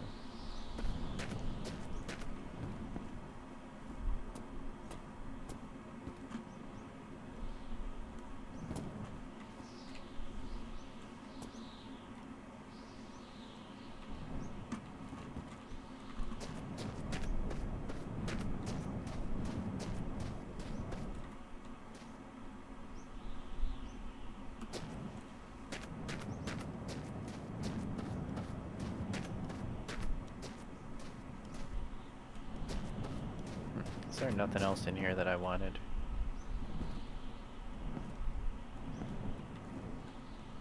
Oh, yeah, I need to open this crate. There's cactus in the crate, of course.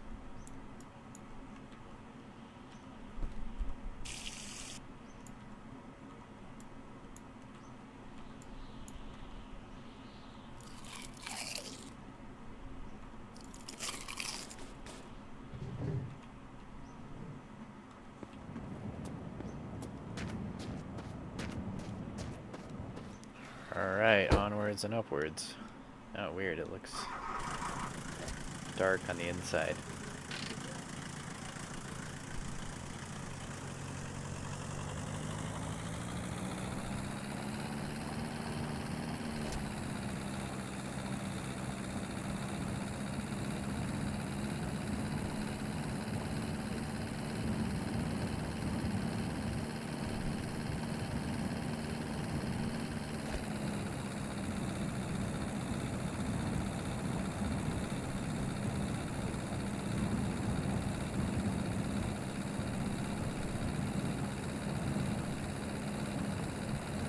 When I read this morning, I guess oh my gosh.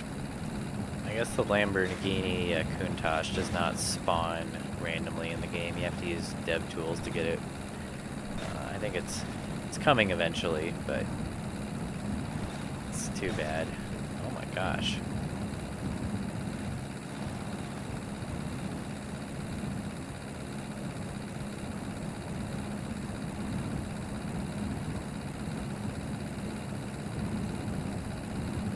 Yeah, I'm pretty sure how you distribute the weight in your vehicle also has a really significant effect, and I guess I don't know how to load a truck and trailer properly. Because yeah, this is now highly unstable.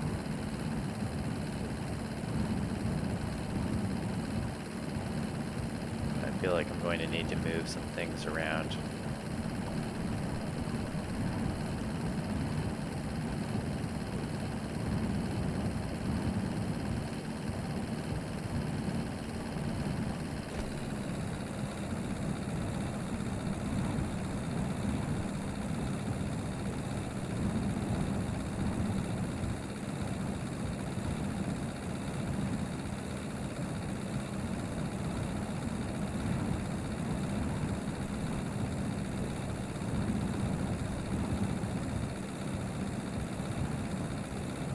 Whoa, whoa. Okay.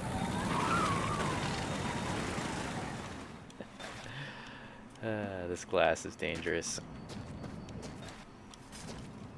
It's so strange, though. Maybe I can set it up as the back glass for now.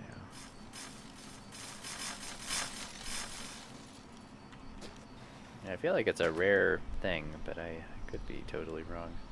Oh, I have 4 white wall tires. I should put this truck on white walls. Maybe that'll improve the handling. At the very least, I can get these crusty tires on the back off.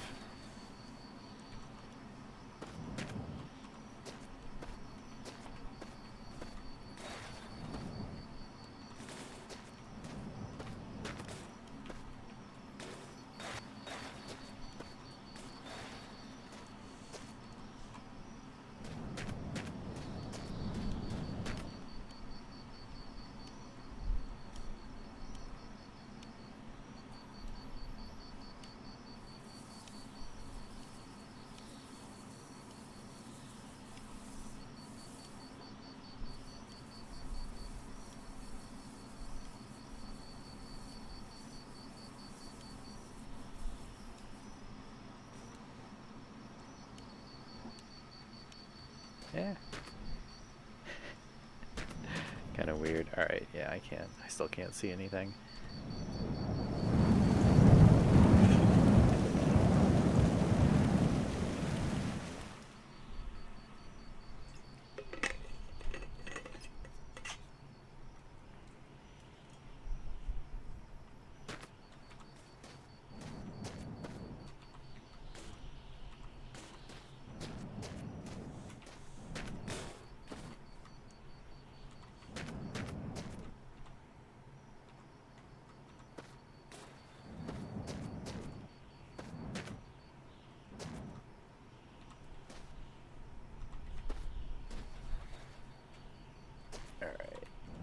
This tire needs some cleaning up, though.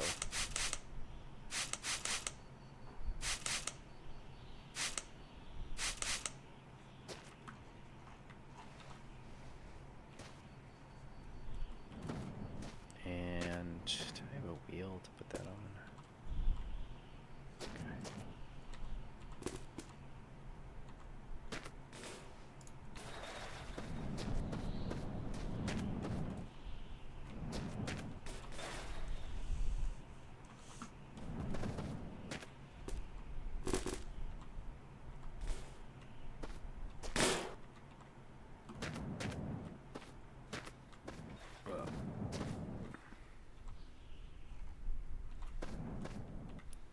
Grab a brush. I have so many brushes. This is great.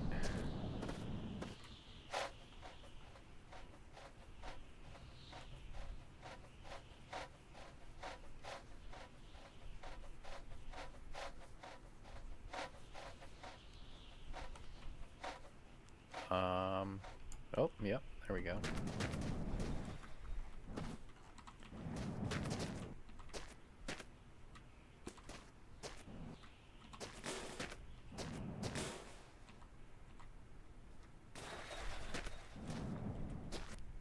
Our little axle nut cap on. Yeah, it's looking good. I feel like, I don't know, maybe I'm wrong, but I feel like hubcaps improve the handling of the vehicle.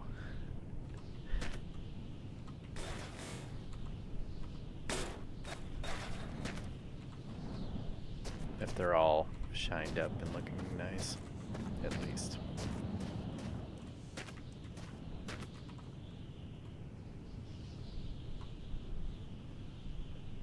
I hear something.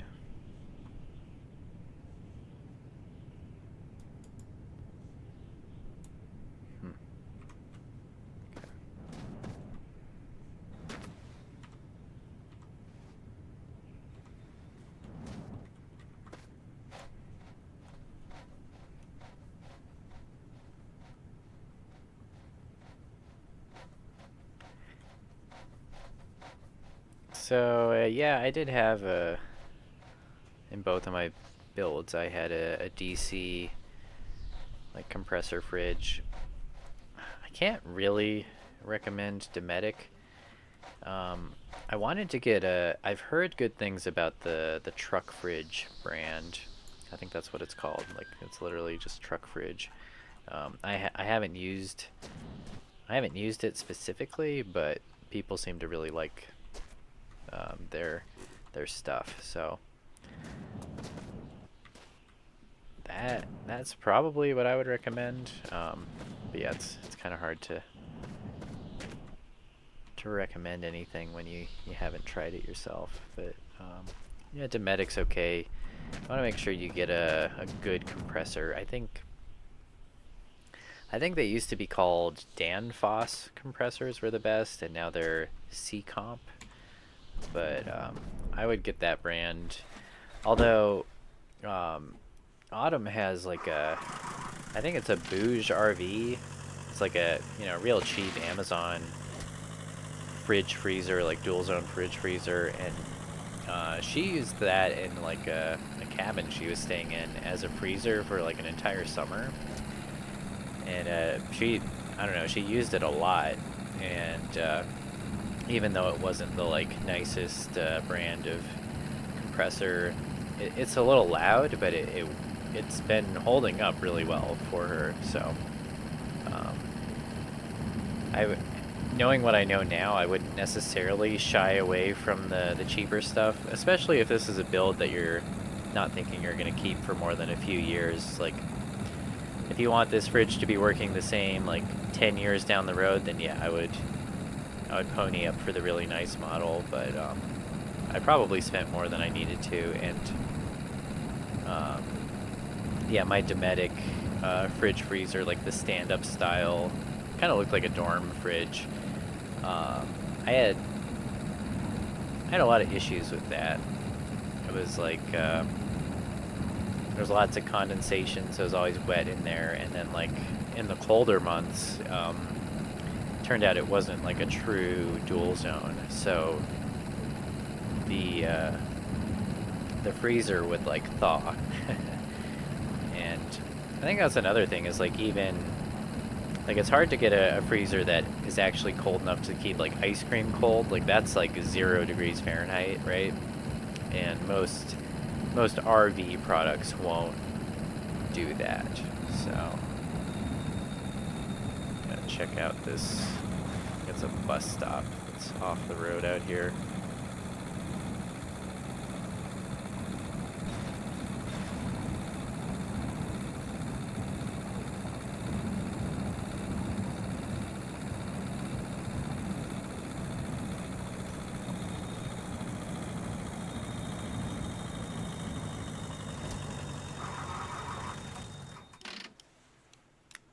This is a garage. I feel like I just saw something plop itself on the roof. Yeah, I've learned you can climb things by spamming crouch and jump. Of course, as I'm like unable to climb. All right, well, we'll see what's in the garage. Hey, it's another truck. But maybe there will be doors compatible with this truck in here.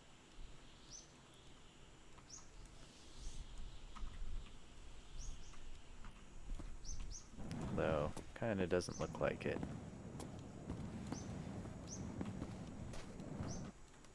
I think this red stripy door goes to like the Cadillac or whatever.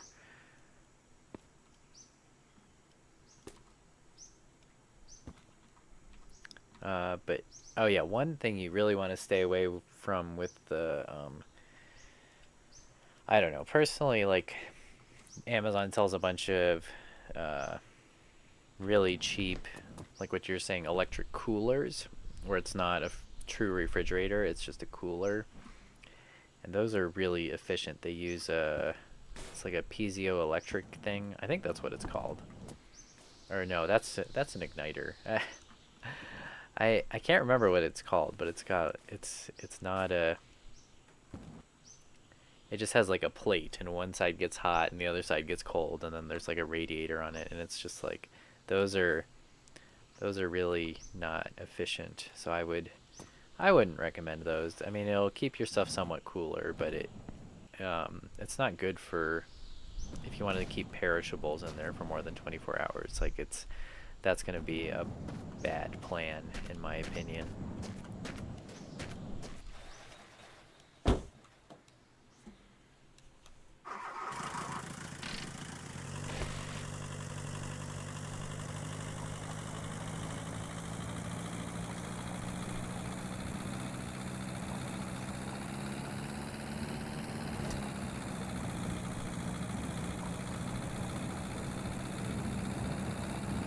But yeah, I want to find another vehicle.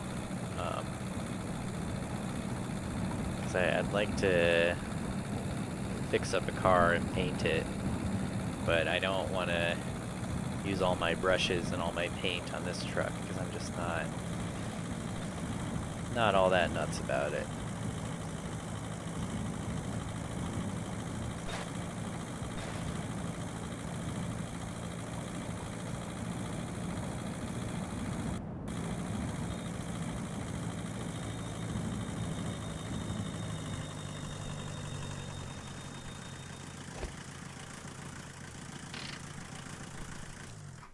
This is like a gas station diner. Oh, there's a bus over there. And there's that thing over there.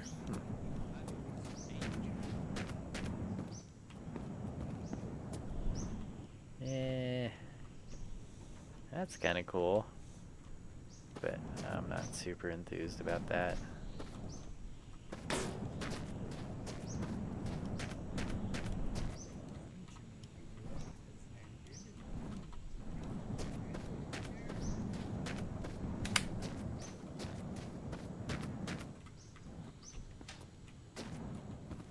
Come back. I need you.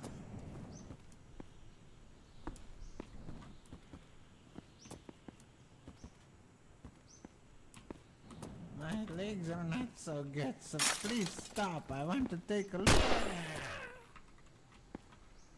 It is kind of brutal just murdering these guys. Oh, we got a TV.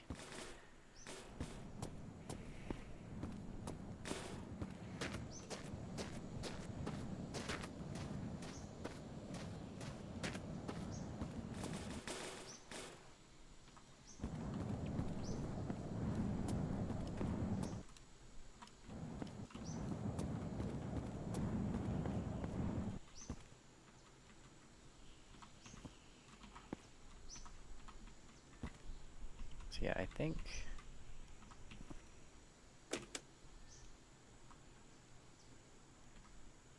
oh, E to connect.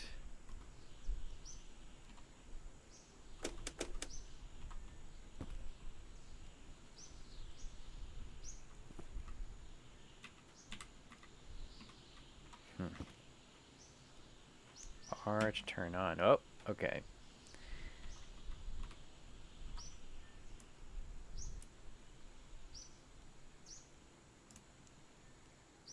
So,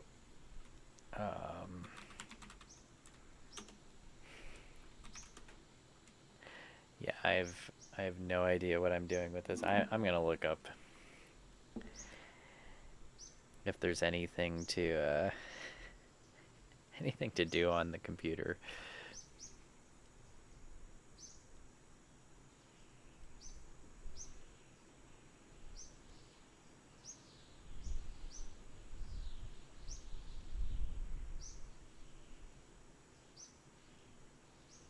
It's running the basic operating system. I don't even know if that's a thing.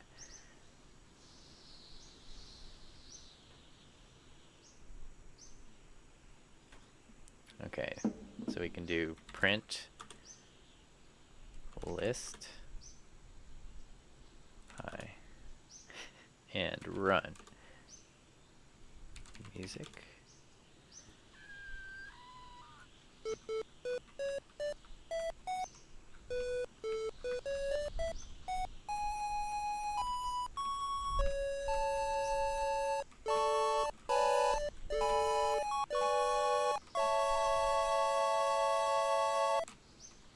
Beautiful. All right. How do I get out of here? Oh man, that was too funny.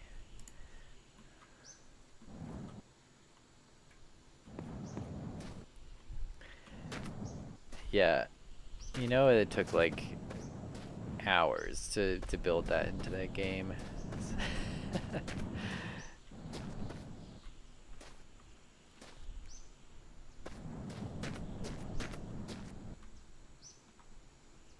Oh no, not this thing again. I'm not touching that. That's a nice color.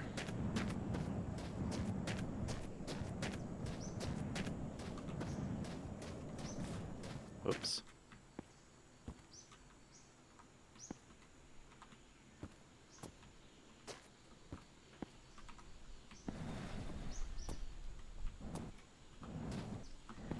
Good night, Atomic. Yeah, good luck with your Transit Connect build, and yes, stay safe out there, of course. And yeah, maybe I'll run into you on the road someday.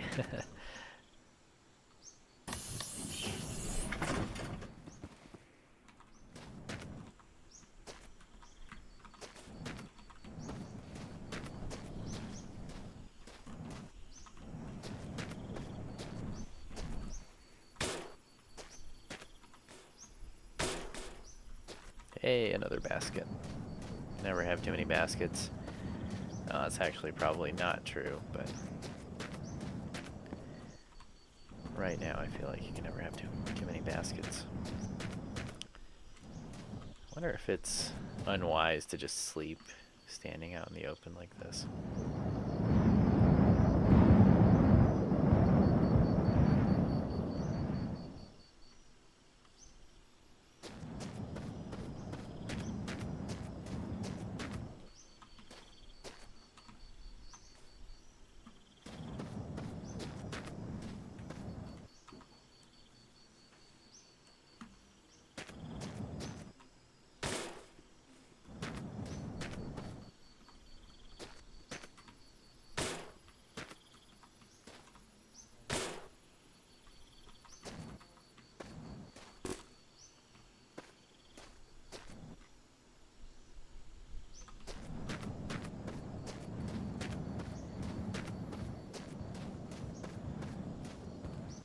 Alright, I think I'm going to take a break. I'm going to put it on for 12 minutes, but I might be back sooner than that.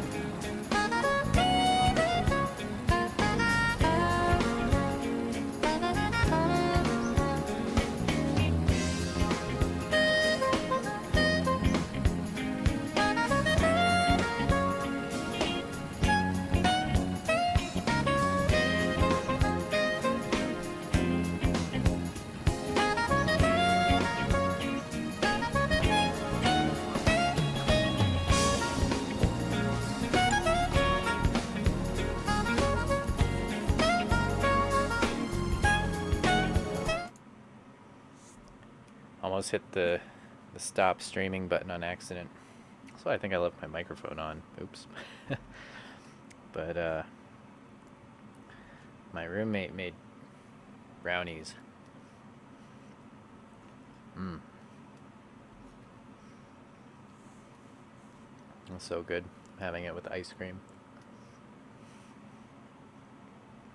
Mmm. Just realized you can probably just hear me chewing.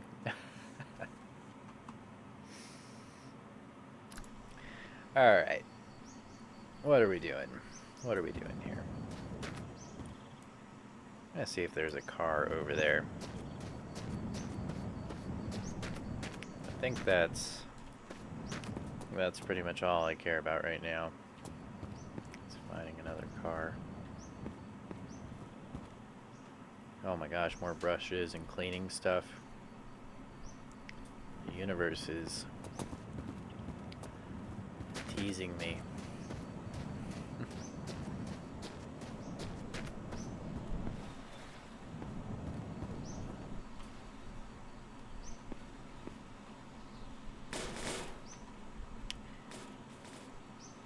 Oh no, my bins are stuck together.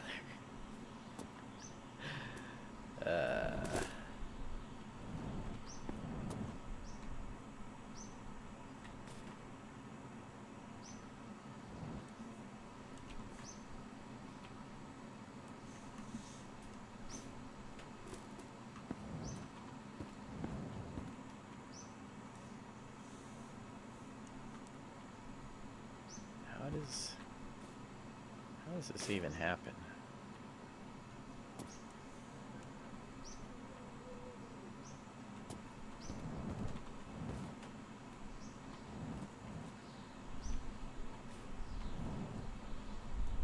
Ugh. Oh, that's my time to get it back on the stream alarm.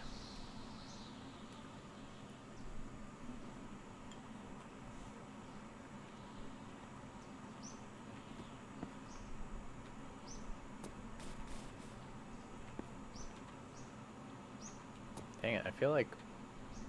Oh, there we go. Yeah, something weird was going on with all those brushes.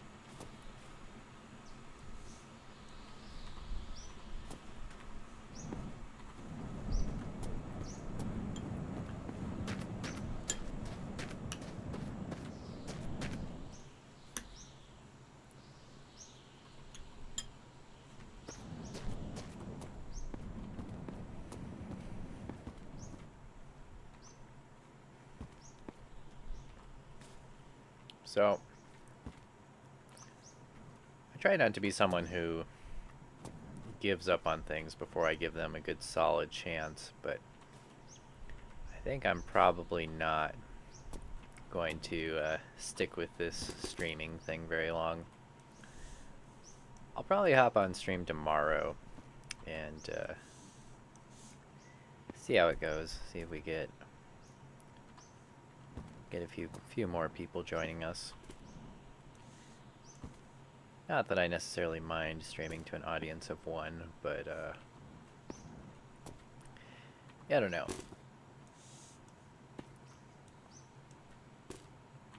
I think I don't know if I talk good enough. I think it's more just an issue of yeah, I don't know. Don't know that I'm very good at coming up with things to talk about.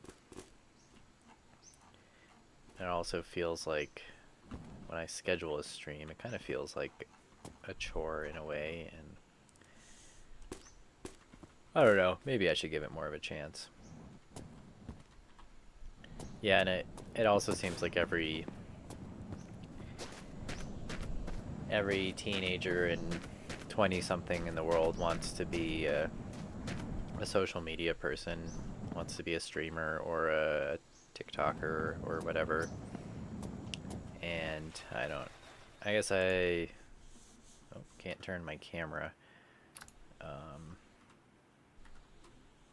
I'm gonna save.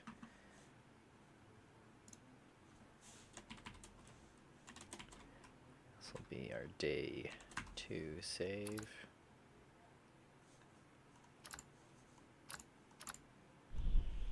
And yeah, I'm just not sure that I bring a whole lot to the table, at least in this space. So it has been kind of fun though. I'm glad I tried it, but yeah, I think I'm learning it's not for me.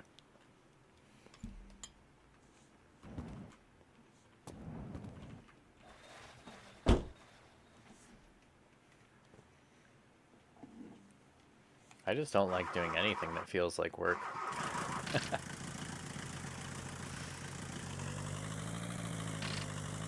Which I know some would say is incredibly lazy, but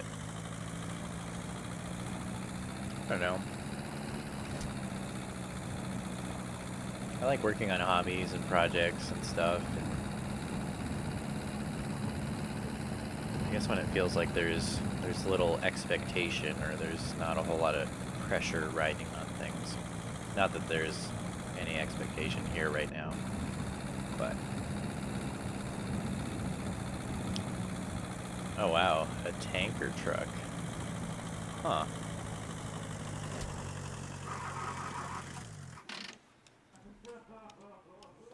This is interesting. Holy cow, I have never seen so much diesel in one place.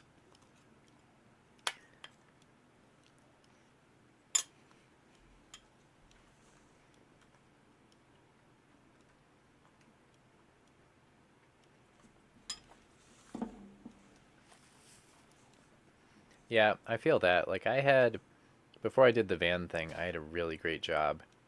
And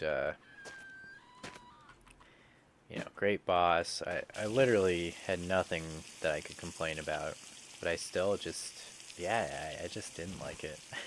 Don't like going into work. I don't like having to be somewhere. Like,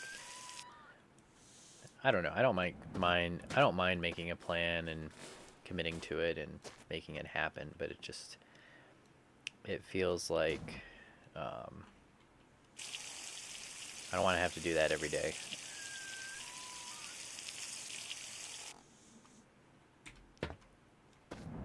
Dang, this tanker's cool. I wonder how you fill this thing up. If you have to like hop on top somehow and like dump things in. I guess this seems like a kind of vehicle, like you can literally direct the fuel from the tank into the fuel tank. So you could probably put, I don't know, I could probably drive this 1,000 kilometers without having to find fuel anywhere.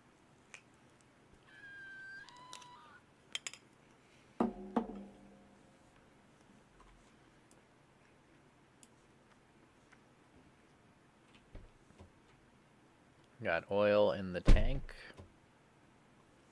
I guess I should take a look at the radiator. And there's coolant in there. Alright. Let's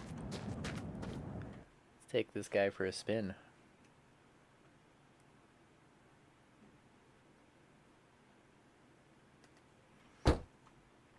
Yeah, the imposter syndrome is weird. I wonder... I feel like boomers are like the most unwarrantedly confident generation.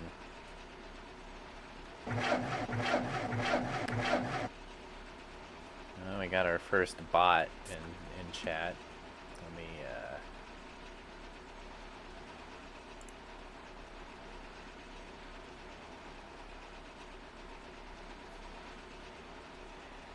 how do I ban?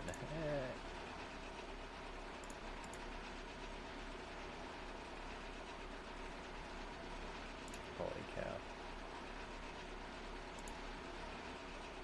Almost made them moderator on accident. Yay.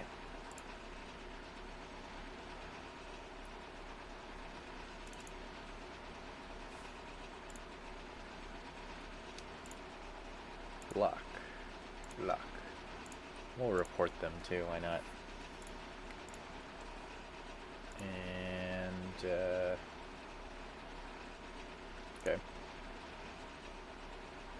Yeah, maybe it is a good sign. Domesday. I am... Huh, I was gonna make you moderator, but this shit makes me feel like a boomer. Oh, there's the ban button. Okay.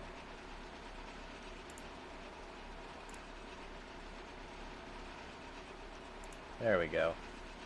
You're a mod now. If you don't want to be a mod, I can unmod you.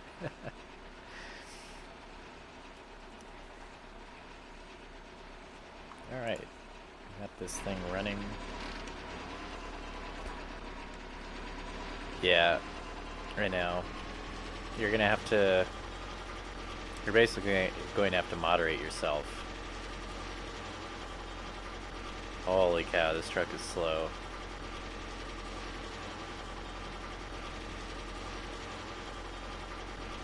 I feel like there's something wrong with this truck. Like, why? Like, do I need to change gears already? According to the TAC. Oh, I'm like way above redline. Holy cow. Is that right? Yeah, I guess so.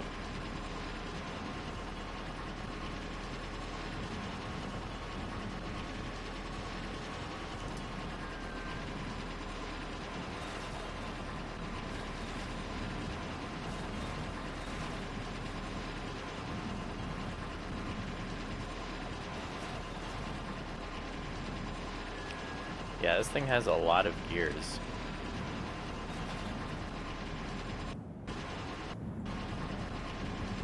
Also, it seems like it's making the game glitch out a little bit.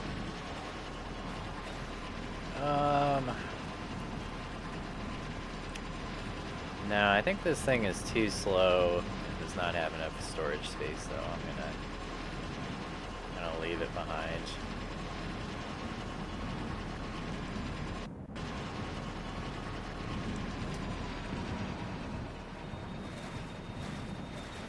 And the brakes suck. Oh my gosh.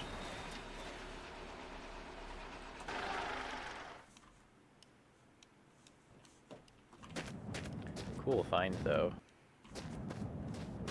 Needs a trailer hitch.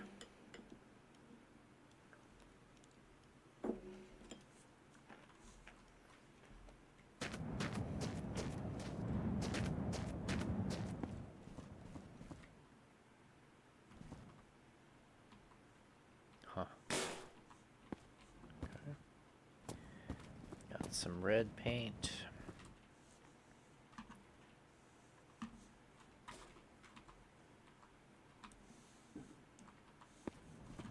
That's a lid to something.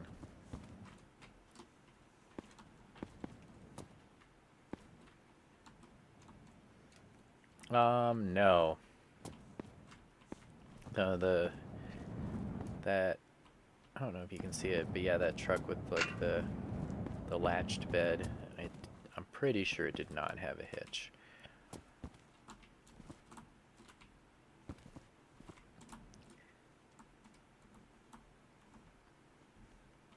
I also want to say it's like the van chassis, so it's got like, I don't think it's air cooled, but it just has like a little, like a real weak 4-cylinder engine. Not to say I couldn't swap something else into it. Actually, that might be interesting. Actually, I feel like the truck does not need more power. It's already unwieldy enough, but I'd like to find a car that's more, whoa, more stable, and then this unattached itself, and then see if I can swap like a big diesel truck motor into it or something. That might be a good combo, or it could be terrible. I don't know. I feel like the bus motor in like a Golf could be really good.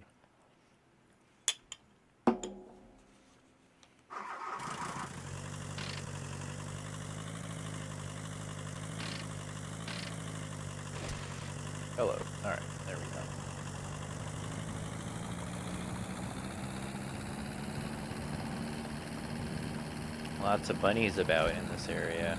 Good gosh.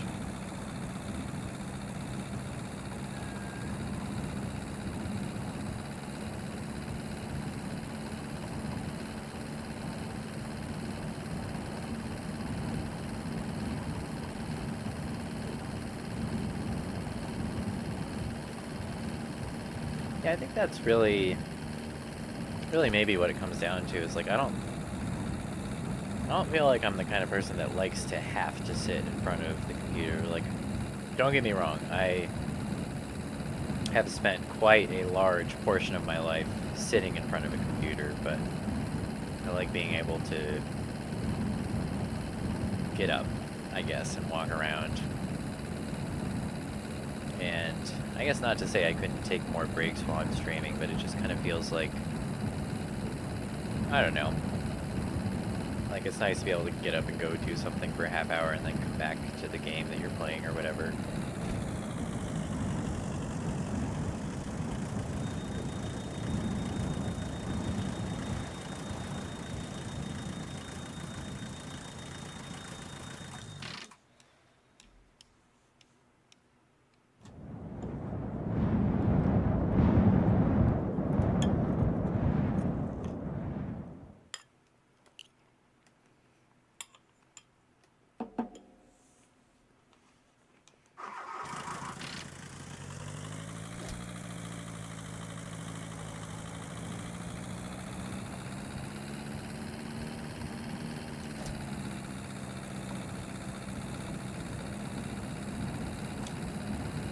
I have headlights now.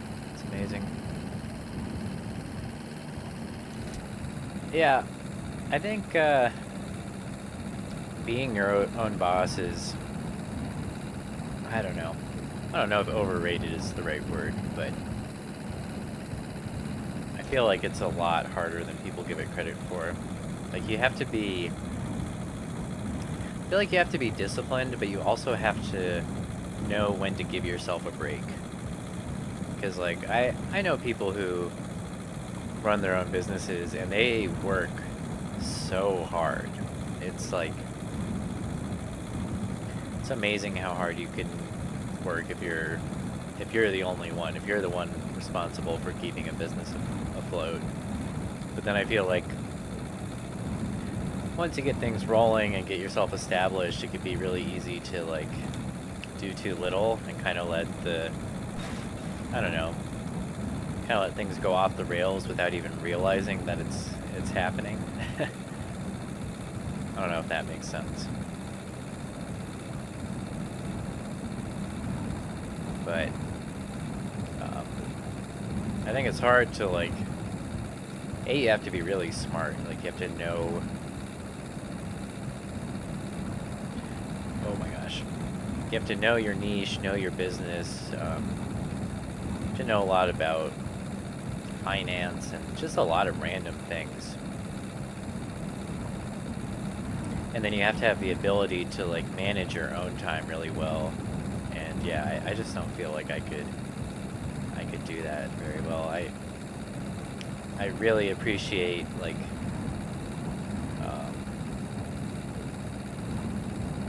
yeah, working 60 to 80 hours a week. I agree, that could not be me. I don't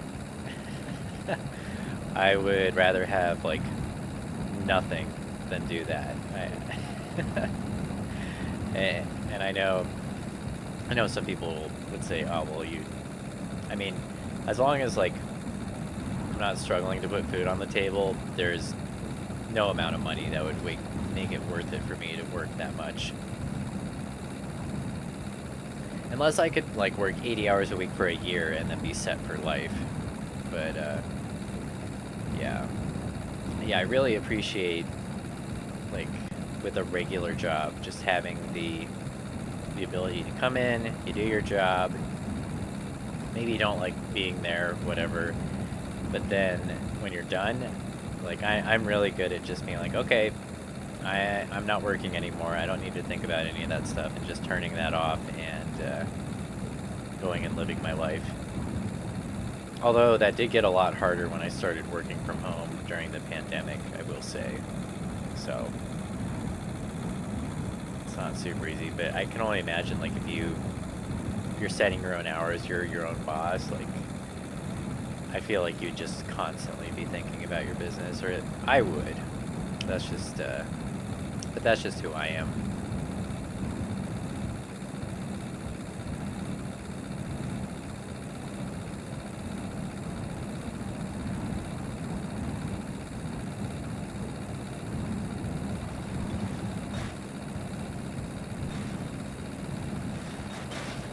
Oh.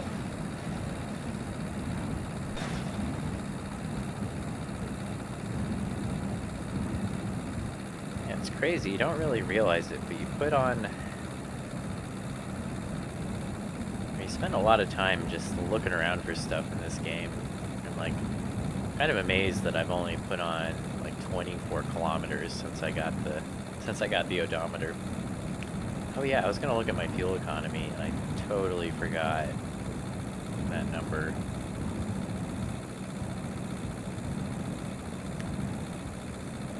Yeah, oh well.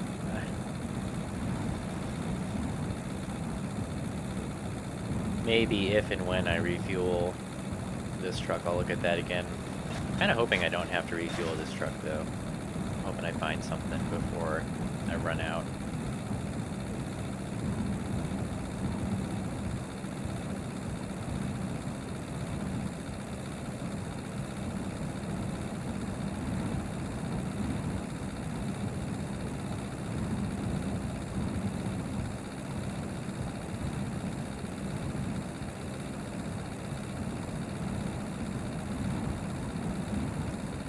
Huh.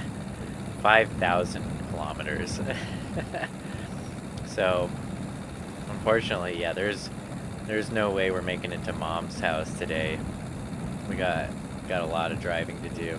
Yeah, I made it 1% of the way yesterday, but I think we've already made it at least 50 kilometers today. We must have. But yeah, it's going real slow. I don't know if I'll actually do it, because it kind of feels like at this point I am still having fun, like setting up my rig and whatever, and like looking for another vehicle. But at some point, it seems like you're gonna have everything set up. You're gonna be driving past most of the buildings, and like, I don't know. I'm not gonna say that there's no point to that, but.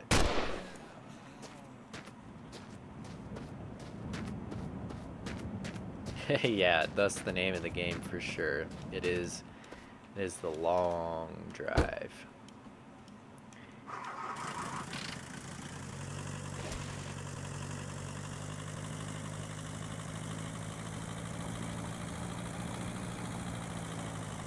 I do really, I don't know. There is part of me that wants to finish it though. Maybe not on stream, but like I just like appreciate the aesthetic of this game. Like I know maybe it looks kind of crappy, but like just the way you can just totally customize your vehicle, and like the desert, I think, looks really cool. Well, if you squint, at least. I don't know. Dang, I was hoping there'd be a car in here. Got some bread.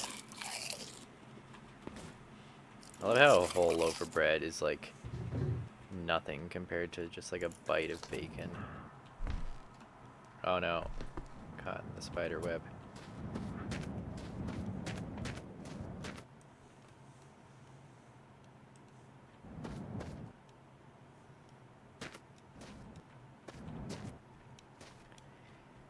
Yeah, I could see that.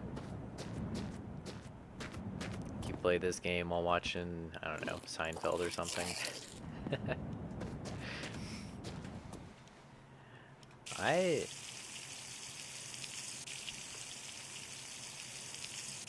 not very good at multitasking when it comes to consuming media. I like to focus on what it is I'm watching or doing. And it's weird because it sounds nice, like just playing a game and having a video on, but I just like, I don't know. It bothers me. Like I wind up missing like a little piece of the show because I'm focused on the game or whatever, which is fine. But in my mind, I'm like, no, I need to go back. I need to rewind, and then I just realize, okay, I should just be doing one of these things. But I think that's just my weird brain. Is this a truck door? No. There's no wheel arch.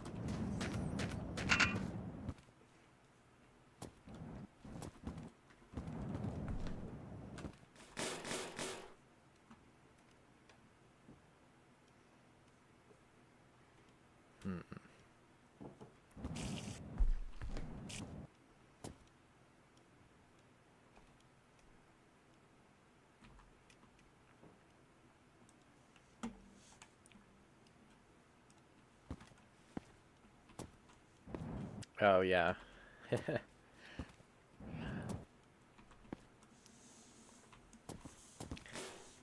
Yeah, I feel like I can understand that though, cause like what I do a lot of times is I pick up games that are more um yeah, see that's just it. I really struggle to get into immersive RPGs and stuff because I feel like I do have similar like focus, I don't know, like focus issues or whatever. Hey! Oh, it's almost an exact fit. This must be a golf door, but good enough. But yeah, I'll like start playing a game for like 15 minutes and then I'm just like, I realize that I'm not, like I zoned out during the tutorial because it's kind of boring and then I'm just totally lost. And then I feel like I don't have the focus to start over, so I just stop and yeah, it's horrible. But yeah, there's a lot of games that I want to get into that I feel like I haven't just because of the yeah, the attention span issue.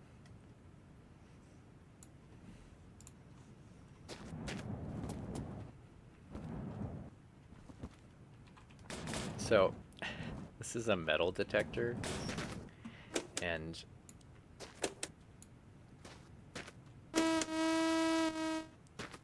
it's really funny because there's like no way to dig things up, you know? So it's like if this thing started buzzing, like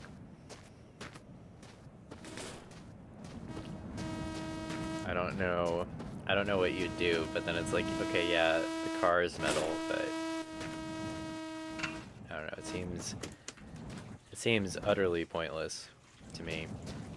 Maybe the developer's working on a mechanic where you can dig or something. Oh my gosh, we are full of cleaning supplies and paint. I'm gonna grab. Seems like whatever car I'm gonna find, we're gonna paint it pink.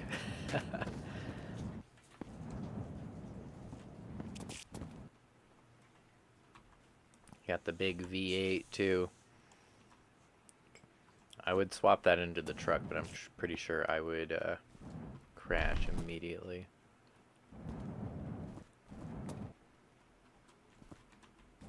And then, yeah, another one of these things. I don't know what this is.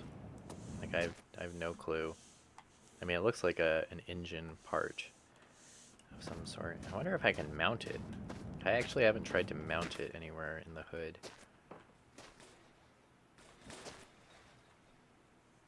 Maybe if I take this motor out. I don't think it's a motor. Oh, it is a motor. Well,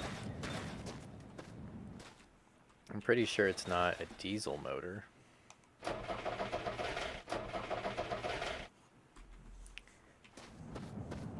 Interesting.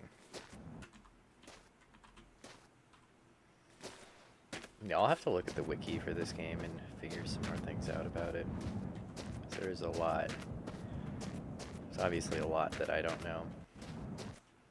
Huh. I think the scooter motor is smaller. So I know of like there's like a pedal bike with a motor and then there's a motorcycle Those are the two-wheeled vehicles that I know of in this game, but is there a like a third thing that's just like a Vespa?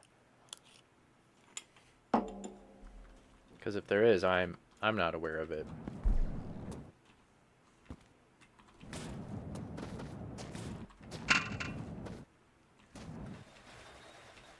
Alright, time to keep driving. I get so distracted whenever I stop. It's hard to get back going again.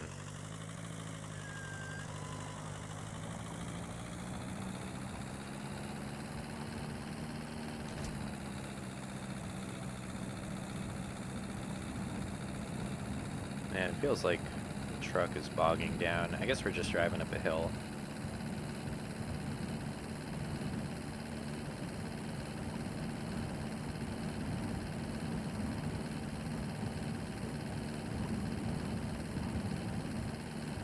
Yeah, it's weird because that thing doesn't even look like a motor.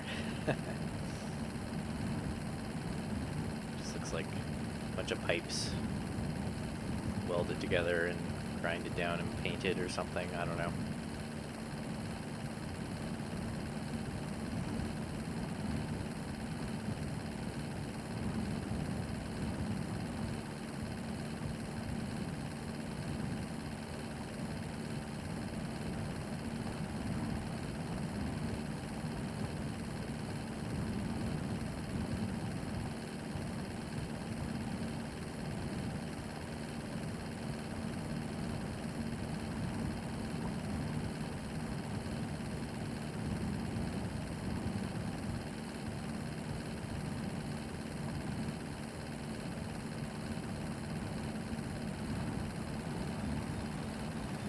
Oh, there's two motorcycles. Okay, yeah, so I bet it's for one of the motorcycles then. You're right.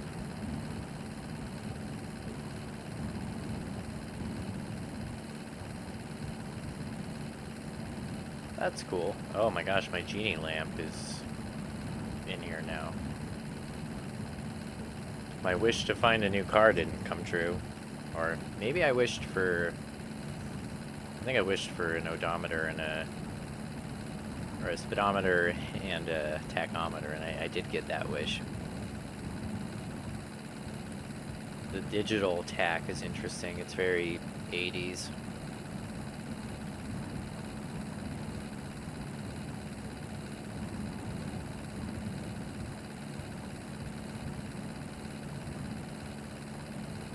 I wish car manufacturers would do more of that though, rather than just having everything on a screen. Like, have like a dedicated like indicator light or a display for things. Like, I don't necessarily need an analog gauge for everything, but I don't know. I guess I just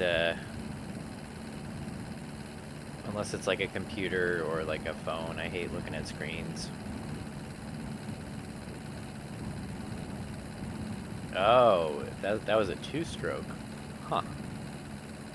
Seems small for a car motor, but I'm guessing the Trabant is like a rear-engined car. I could be wrong about that, but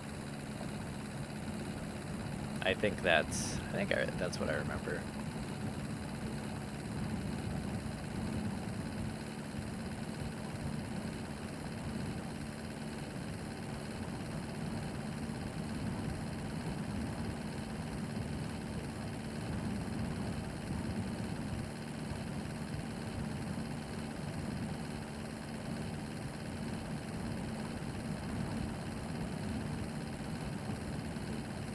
So I read a really vague Reddit comment that, like, well, things happen at night. And so what I took from that is that, like, you shouldn't sleep through every night, because things happen. And I'm wondering if, I feel like it must be like things happen while you're driving, but I don't know what that means. I probably played this game for like 20, 25 hours at this point. And I have no idea what that comment's referring to, but I want to find out, so I'm going to drive through the night.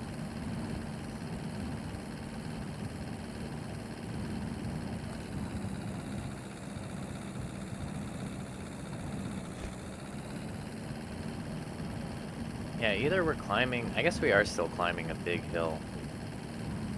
That's why I can't even go 100.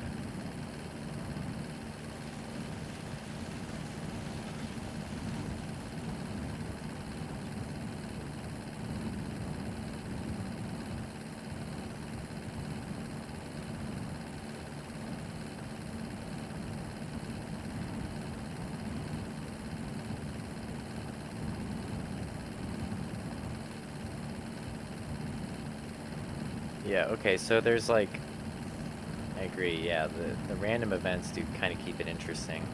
There's like this yellow dot in the sky. I don't know if you can see that. And, I don't know, it does kind of feel like, I don't know if you were here for the UFO encounters, but like,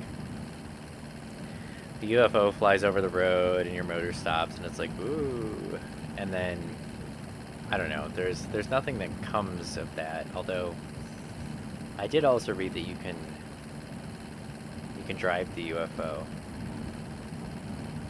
But I can't remember if, I didn't read, I was trying not to read spoilers, so when I saw that I was like, oh, I don't want to read more about that, but.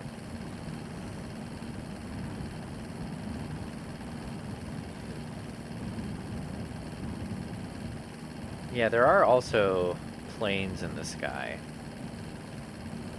So I don't know if that's... Maybe I need to look at that thing through binoculars. Maybe that'll tell me something.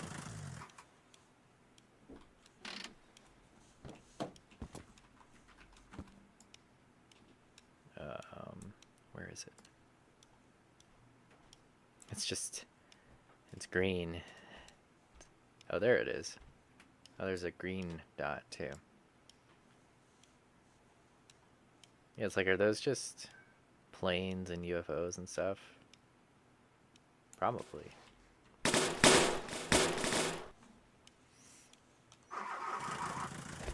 Well, back on the road.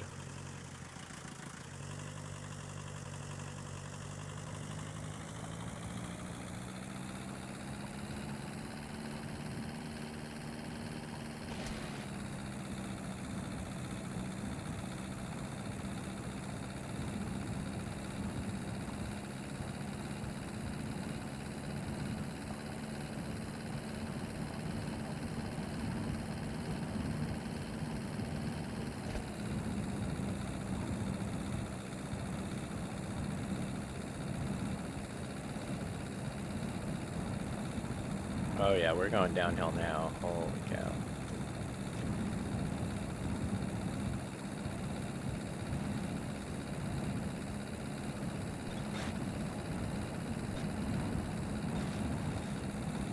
I do think fixing up the wheels and the tires on this truck helped the handling quite a lot, though. It still seems like it's pulling to the right, though. I'm not sure why that would be. I thought it was my controller set up earlier, like a dead zone issue, but I checked all that and it's good, so I don't know. It's just it's a little taxing to drive. It's probably all the cars in this game are like that. Like, you can only... I think it's like how the driving simulation is coded. It's just like everything's a little bit inherently unstable. But, yeah, the way the cars drive with, like, worn out tires and crappy rusty wheels is, like, really... I think it's really good. It's like, I don't know, it really captures the feeling of driving a jalopy, which is another game. I can't remember if it was you that suggested that, but someone suggested I try that game.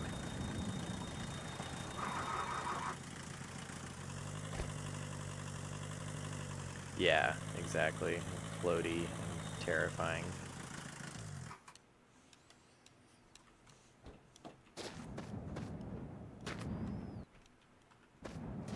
Oh, I've only got one shot in here. I should equip this. And I should reload.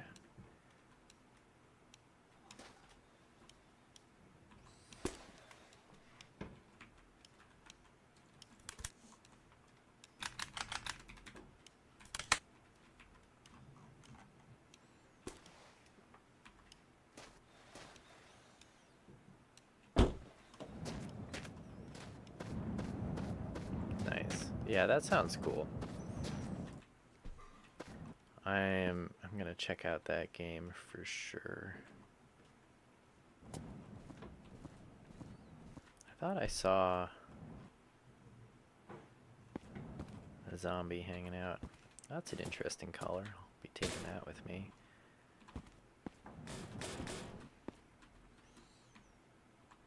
But yeah, one thing that's kind of weird about this game is like I picked up that water like so long ago, and I just like now when I find water I don't care because it's like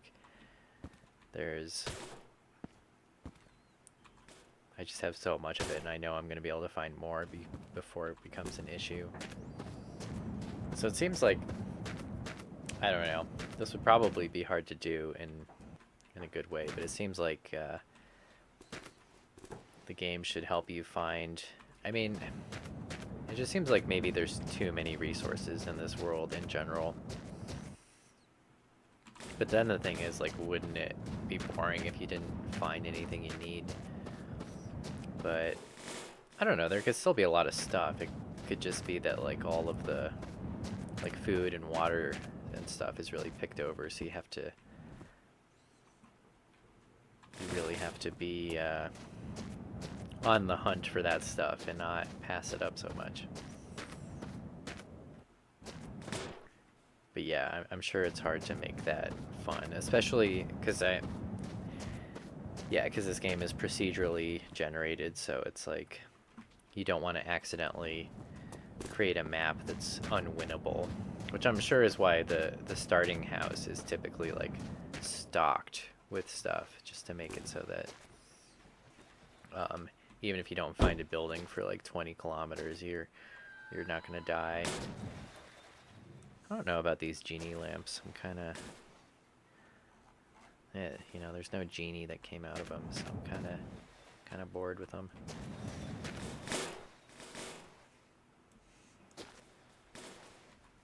I did notice that there's another house back there.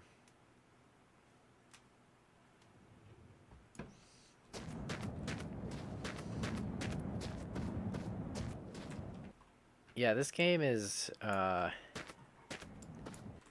it's starting to feel a little grindy, but I guess, I don't know. Really, the food and stuff, it is kind of nice that I don't have to worry about it in a way. It's like, allows you to be creative. You don't have to stop and like get in and out of your car, look for food. Okay, you didn't find any, you know, like, it's less repetitive because, there isn't that resource scarcity, but it's also like not as hard because there isn't that resource scarcity. And like I've just got like a pile of meat in my passenger seat now. I feel like I need to stop gathering food at this point because I don't need any more food.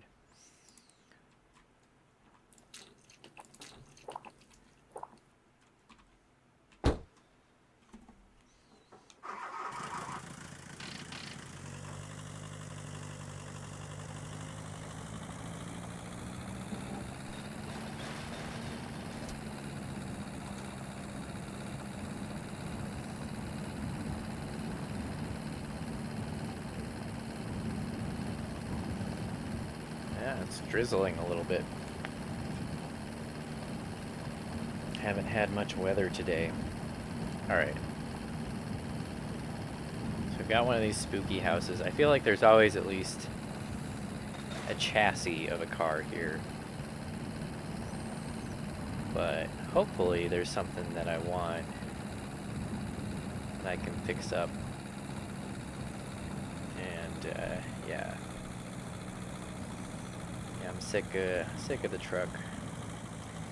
It was a great starter vehicle, very practical, but want something that's a little more fun to drive.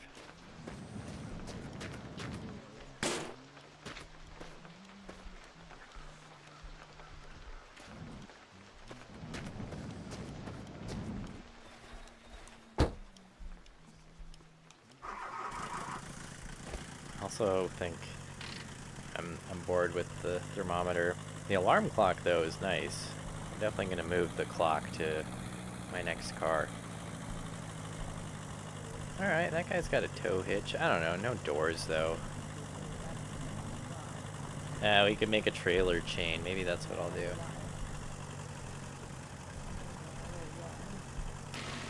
Give that a try. Alright, Domesday, thanks for hanging out. Yeah, I'm probably going to call it a night pretty soon here. I'm feeling like doing something else with my evening. But yeah, I'll for sure be back tomorrow. So, have a nice night, and yeah, I'll chat with you tomorrow if you're around. What are you Oh doing shit. here? Provided I don't die right now. I want to eat. Oh my gosh. My legs are not so good, so please.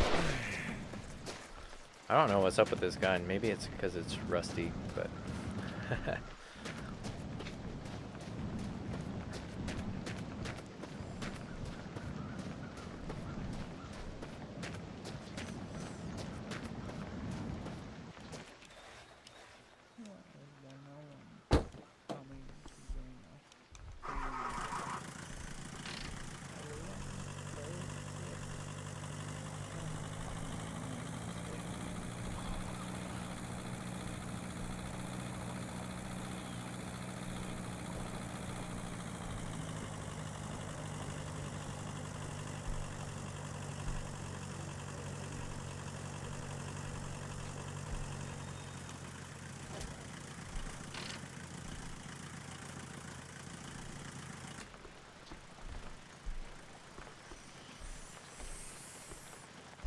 Alright, now backing up a trailer.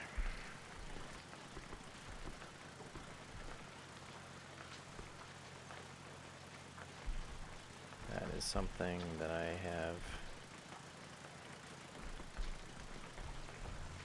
no idea how to do. Oops.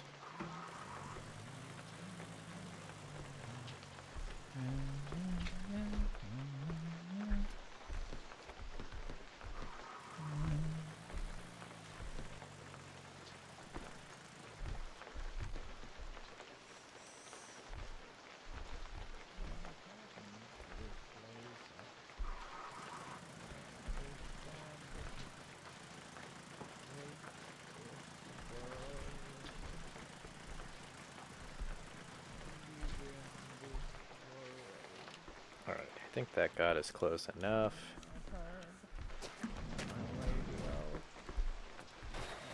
Alright. Now we got a train going.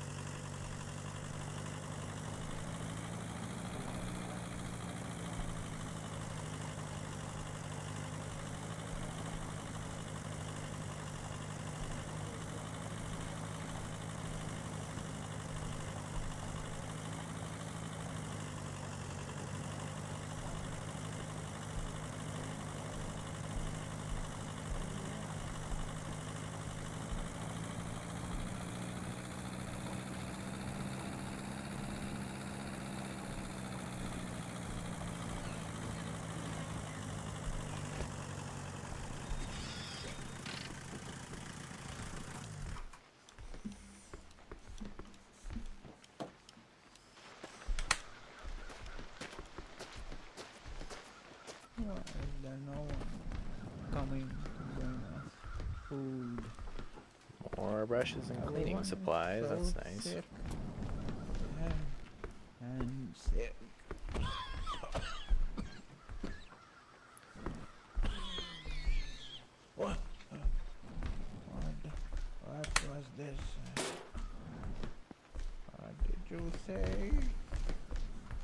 Oh my gosh, finally a crowbar. Thank goodness. What happened to this place? I don't understand it.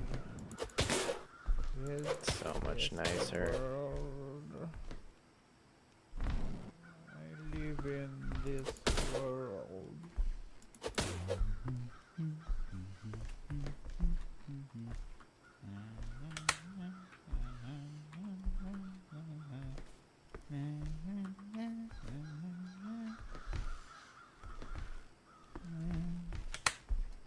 I am so hungry. I'm so hungry.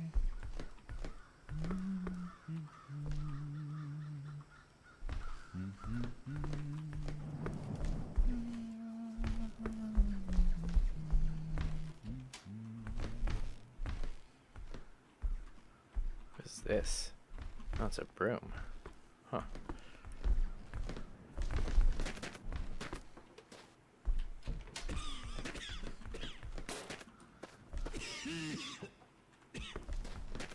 Just wonder where I put my blade.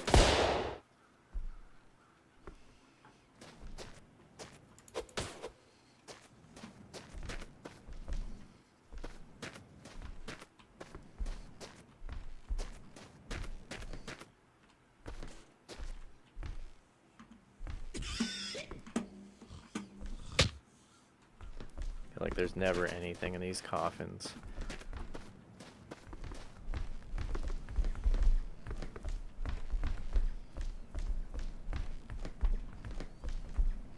What happened to this place?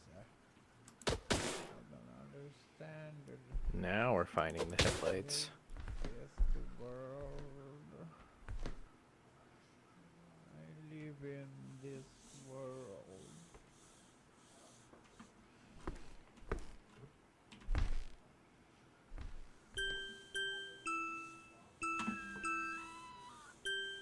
I wonder what happened to my wife. Never had any wife.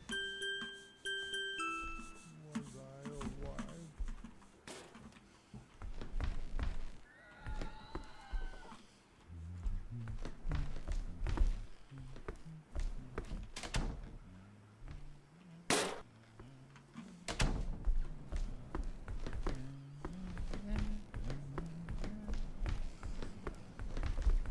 Alright. Let's put this guy out of his misery.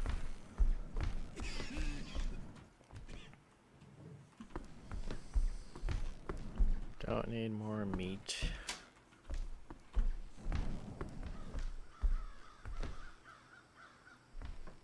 Why is there no one coming to bring us I can see the others will kill you. I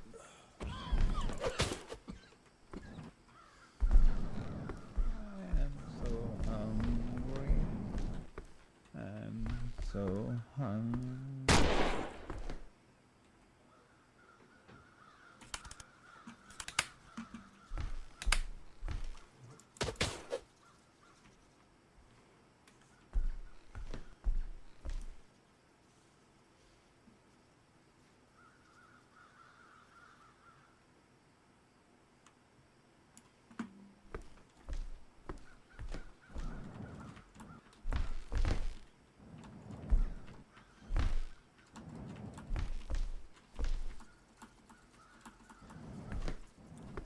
Like there's like an I-beam or something up here.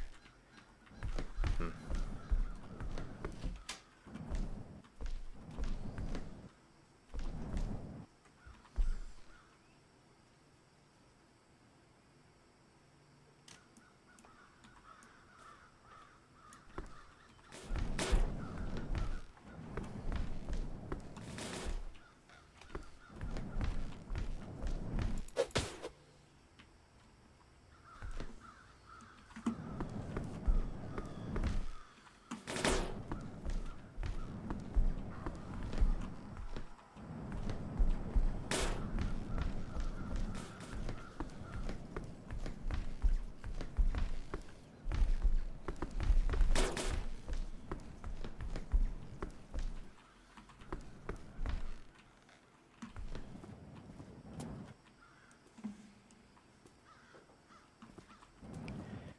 nice. We want another clip for this for sure.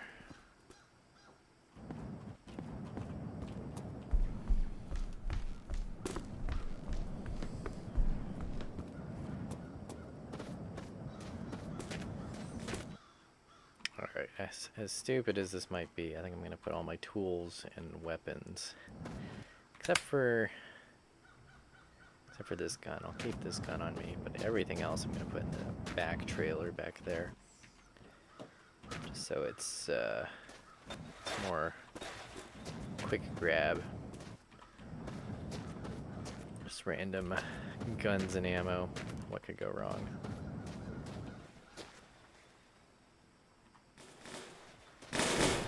Whoa.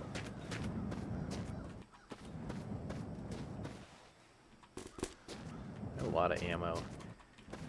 Is that a shotgun in there? I should go back and see if that was indeed a shotgun, because that would be nice to have.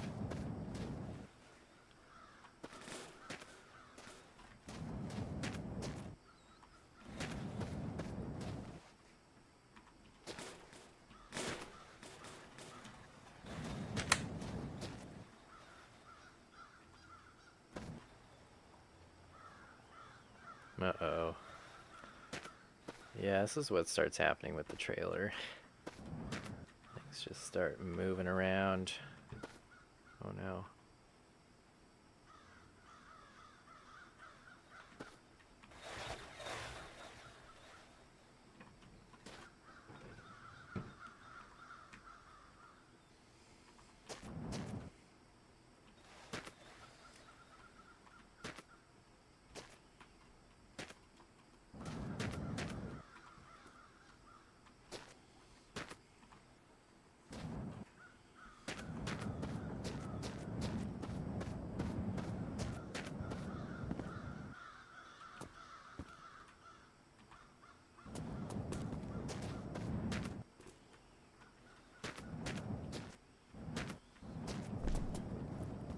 Really gonna have everything I need to fix up a car.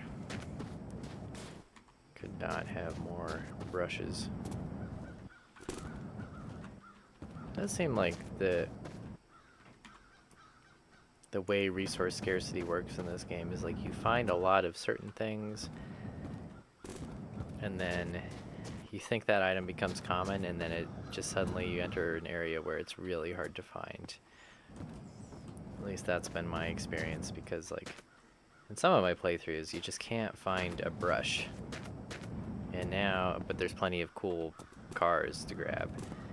But in this playthrough it's been like there's tons of resources to fix up a car. You can't find any cars really. Yeah, I guess I'll sleep.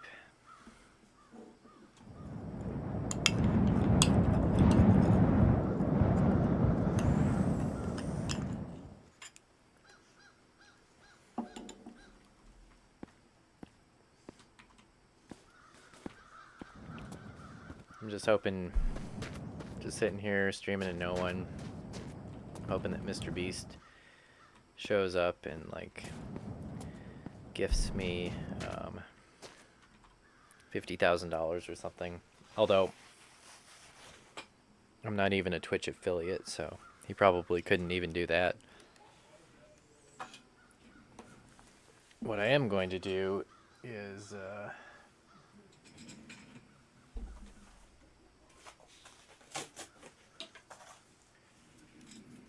doing this old school pen and paper. I'm gonna figure out my fuel economy. So we've got, yeah, this is ridiculous. 31.9 liters and exactly 42K. No trip odometer on that thing. There's probably no gauges in this car. It looks like it's literally just a shell. Yeah.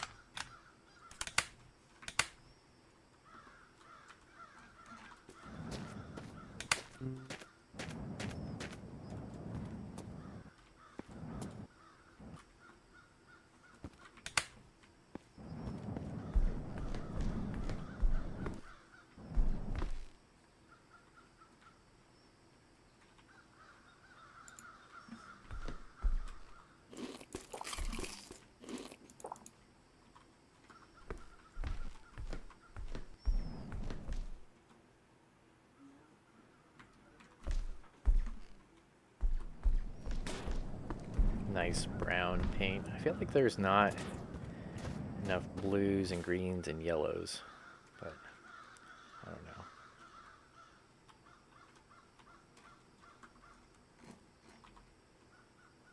We do have quite a few paints in here. Nice purple as well. Oh, what kind of ammo is that?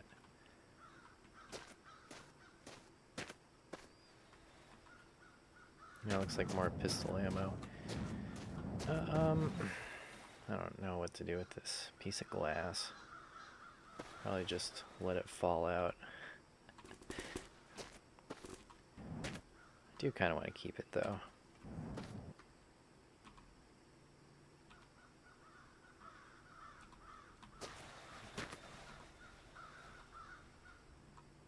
It bothers me when I attach things and they like clip through other stuff. I shouldn't have touched the glass. It was happy.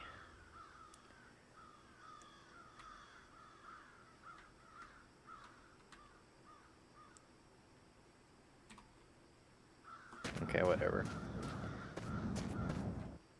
No, that bothers me.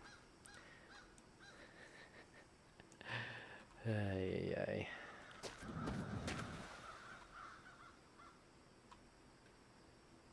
Yeah, that'll figure itself out, I think. Yeah, whatever. Alright, on the long train we go. Oh man, this fog is soupy. I was wondering if we would get fog like this. The probability, I set the chance to this happening to be really low. Chance for fog to be really low. That's what I was trying to say with that crazy statement I just made.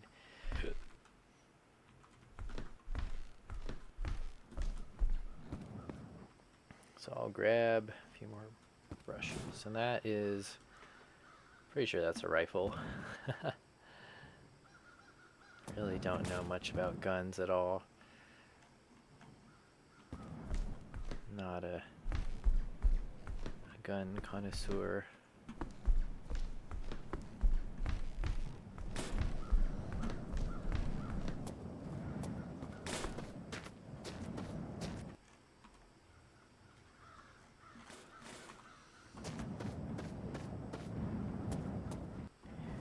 Yeah, I guess I'm gonna just strip this house of anything that I might find useful while I wait for the fog to clear. It's definitely not the worst place to be with fog around.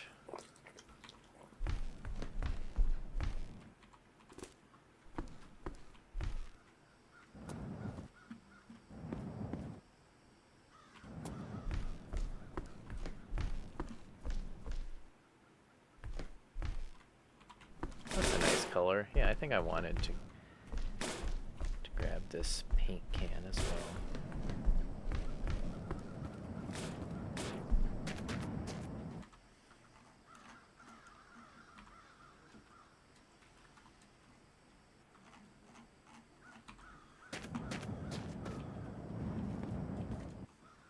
Oh yeah, I want to hop up here.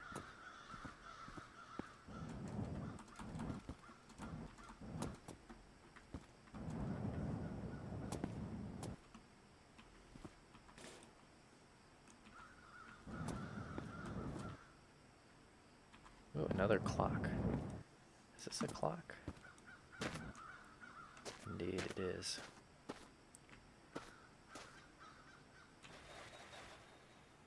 So, I think, yeah, I don't like this thermometer. I like the clock though.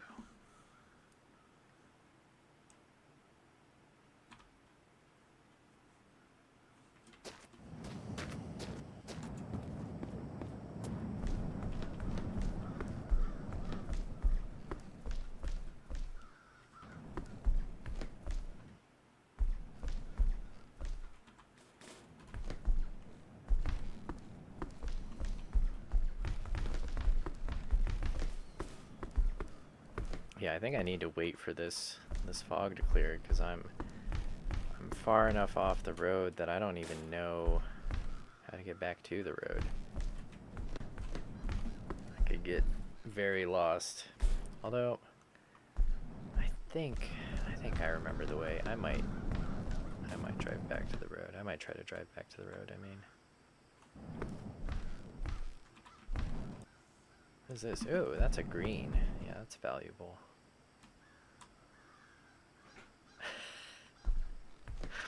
Oh no, as I throw that up there.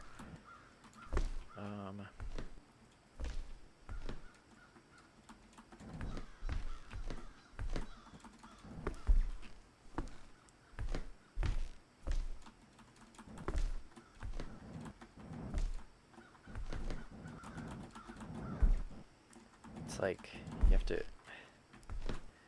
jump, crouch, jump, crouch, jump, crouch.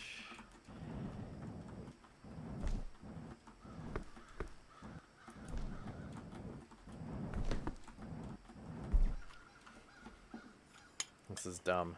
I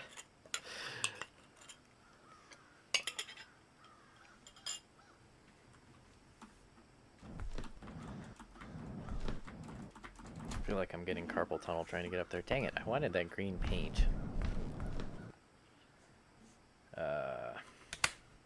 Maybe I can shoot it down.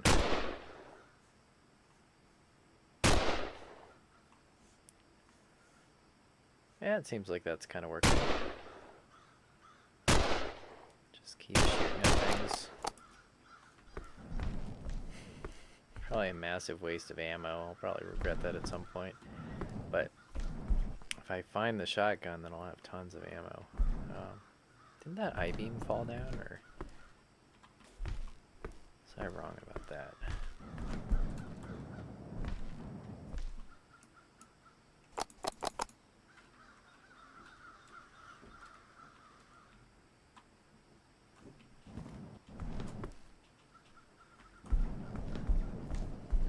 Alright, fog's cleared. Let's, I'm bummed about that paint, but let's get out of here.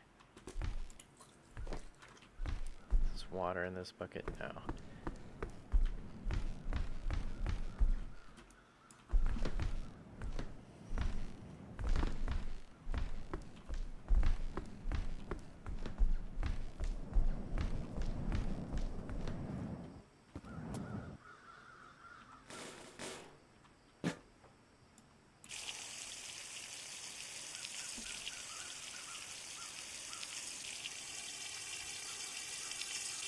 Amazing that this is filling up tilted like that.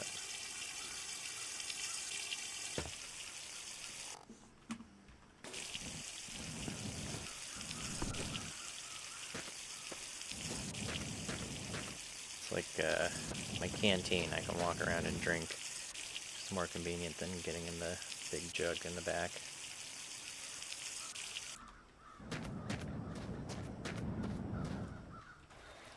Alright. Here we go. Yeah, where's the road? Okay, yeah, it's over there. I thought it was that way, which would have gotten me there, but I was kind of wrong.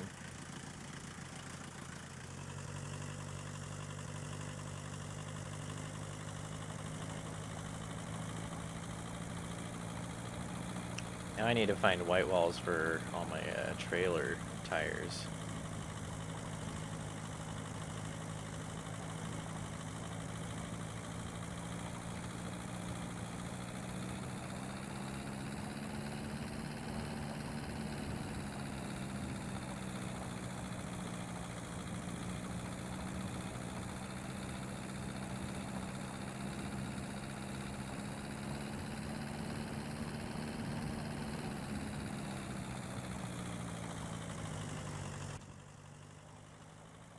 I feel like this is just ridiculously bad.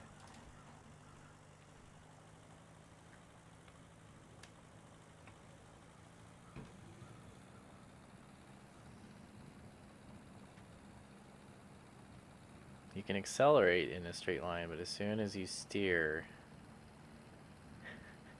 the wiggle starts. Oh, y'all can't see that because my face is in the way. Oh, I forgot to record today.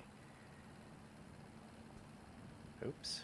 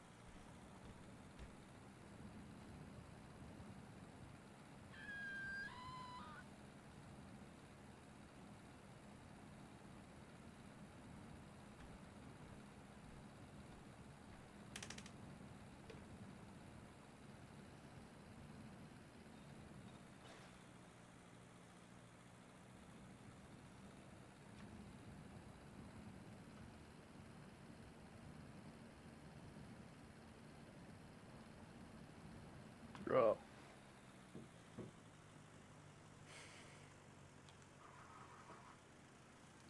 Alright, I'm gonna look up if there's a way to make a trailer chain stable.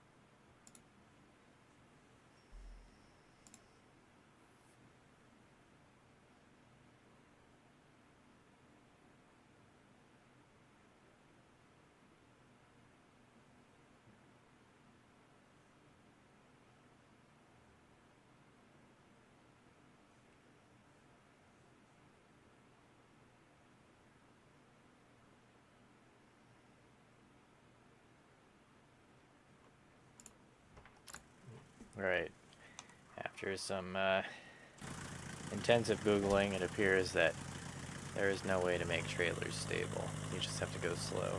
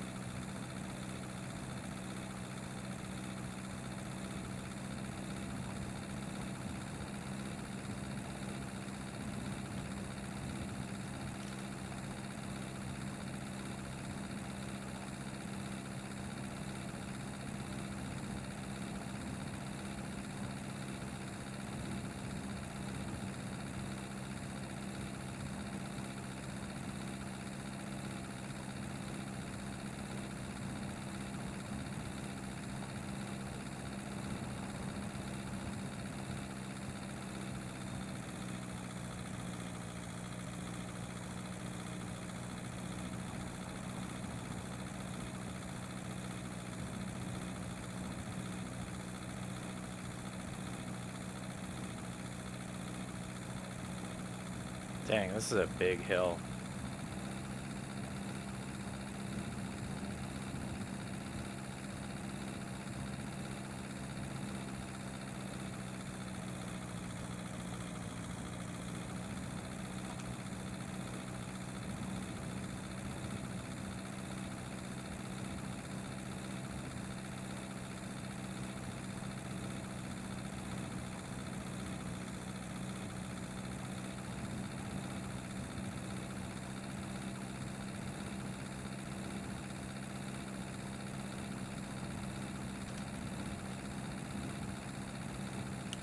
Oh hey Whiskers. Thanks, yeah, I like the clocks too.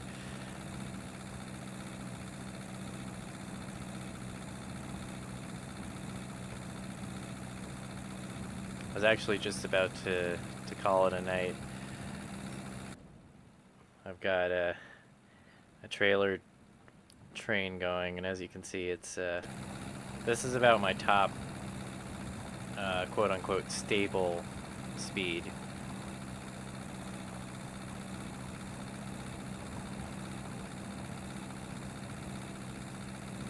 We're also climbing a big-ass hill right now.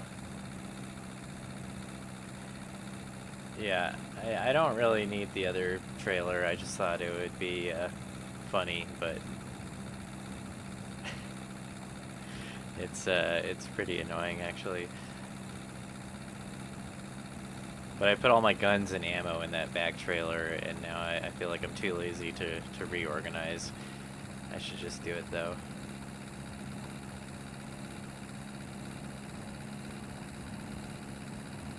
I want to find another car. I've got tons of brushes and paint and spray to clean it all up and make it nice. I just need to find a car that I want to fix up.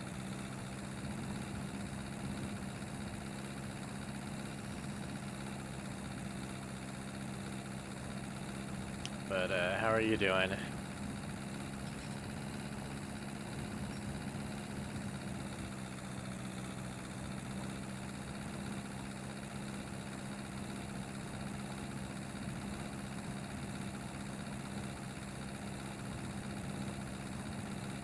Nice.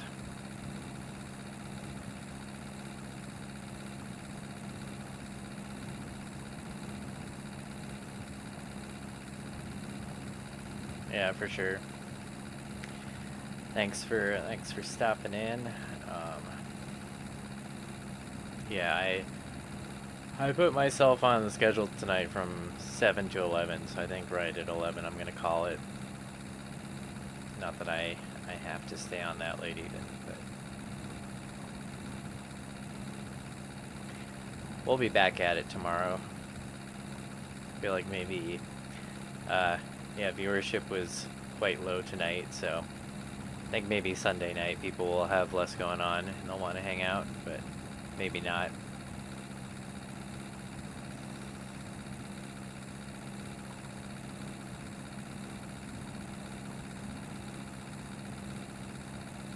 Yeah. Yeah, weekends are hard. Everyone's so busy these days, it seems like, I don't know. I don't know anyone my age that watches streamers, and I feel like there is probably a demographic there, and I just like don't understand that demographic at all. So, yeah, I was saying earlier, I'm probably not gonna do a whole lot of streaming in the future. In fact, I might be done after this weekend. We'll see.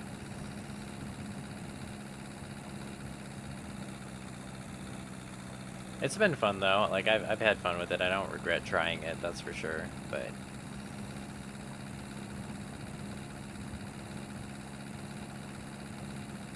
yeah, I hear you. It is fun to talk to people. I feel like yeah, I don't know. Maybe I should watch more streams before I try to be a streamer myself, because I do watch like yeah, just I think I mentioned that last night. I watch Hearthstone, like he's a StarCraft 2 pro, but I watch his stream because he's like really good at the game, and he's also really funny. And I feel like I'm perhaps neither of those things, but also, yeah, I don't know. Like I want to say I get the appeal, but I'm not sure that I really do. Yeah, I'm how old am I? I'm 32. An old man.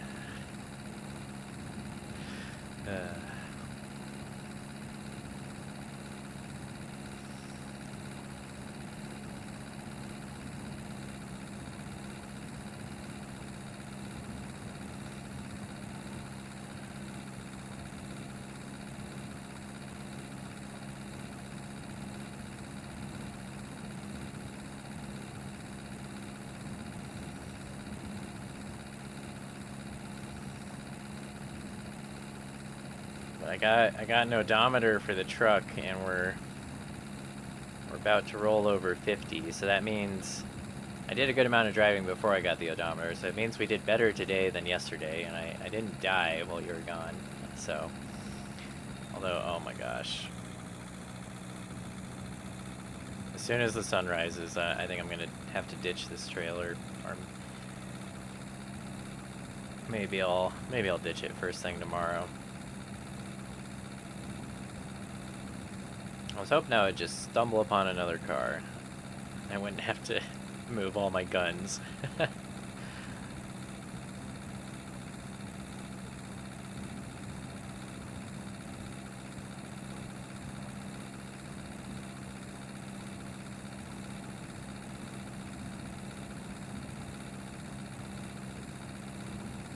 Yeah, that's exactly what this game is. It's like, I don't know, it is definitely grindy, but I don't feel like I'm grinding when I do it. I guess a lot of times I don't feel like driving is grinding. Like I feel like I'm just kind of like in the flow right now. Like, I don't know. Like I'm doing just enough that my brain is being tickled, but I can also like look at chat and talk about things that are unrelated.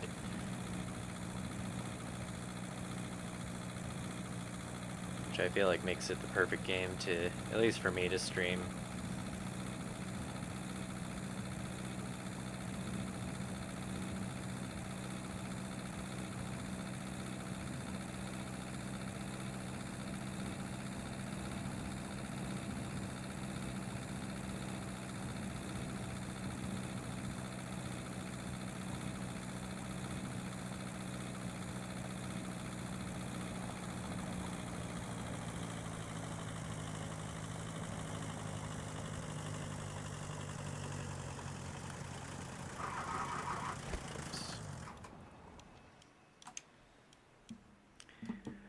Alright. The sun is coming up.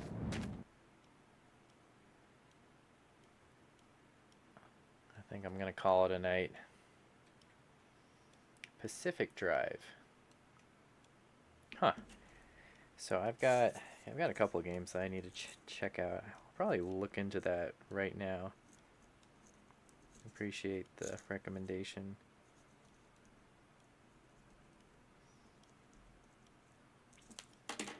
Yeah, I think I'm gonna call it a night. So I had to save earlier because my camera got stuck, but I'm just gonna overwrite that save. Long drive day 2, save.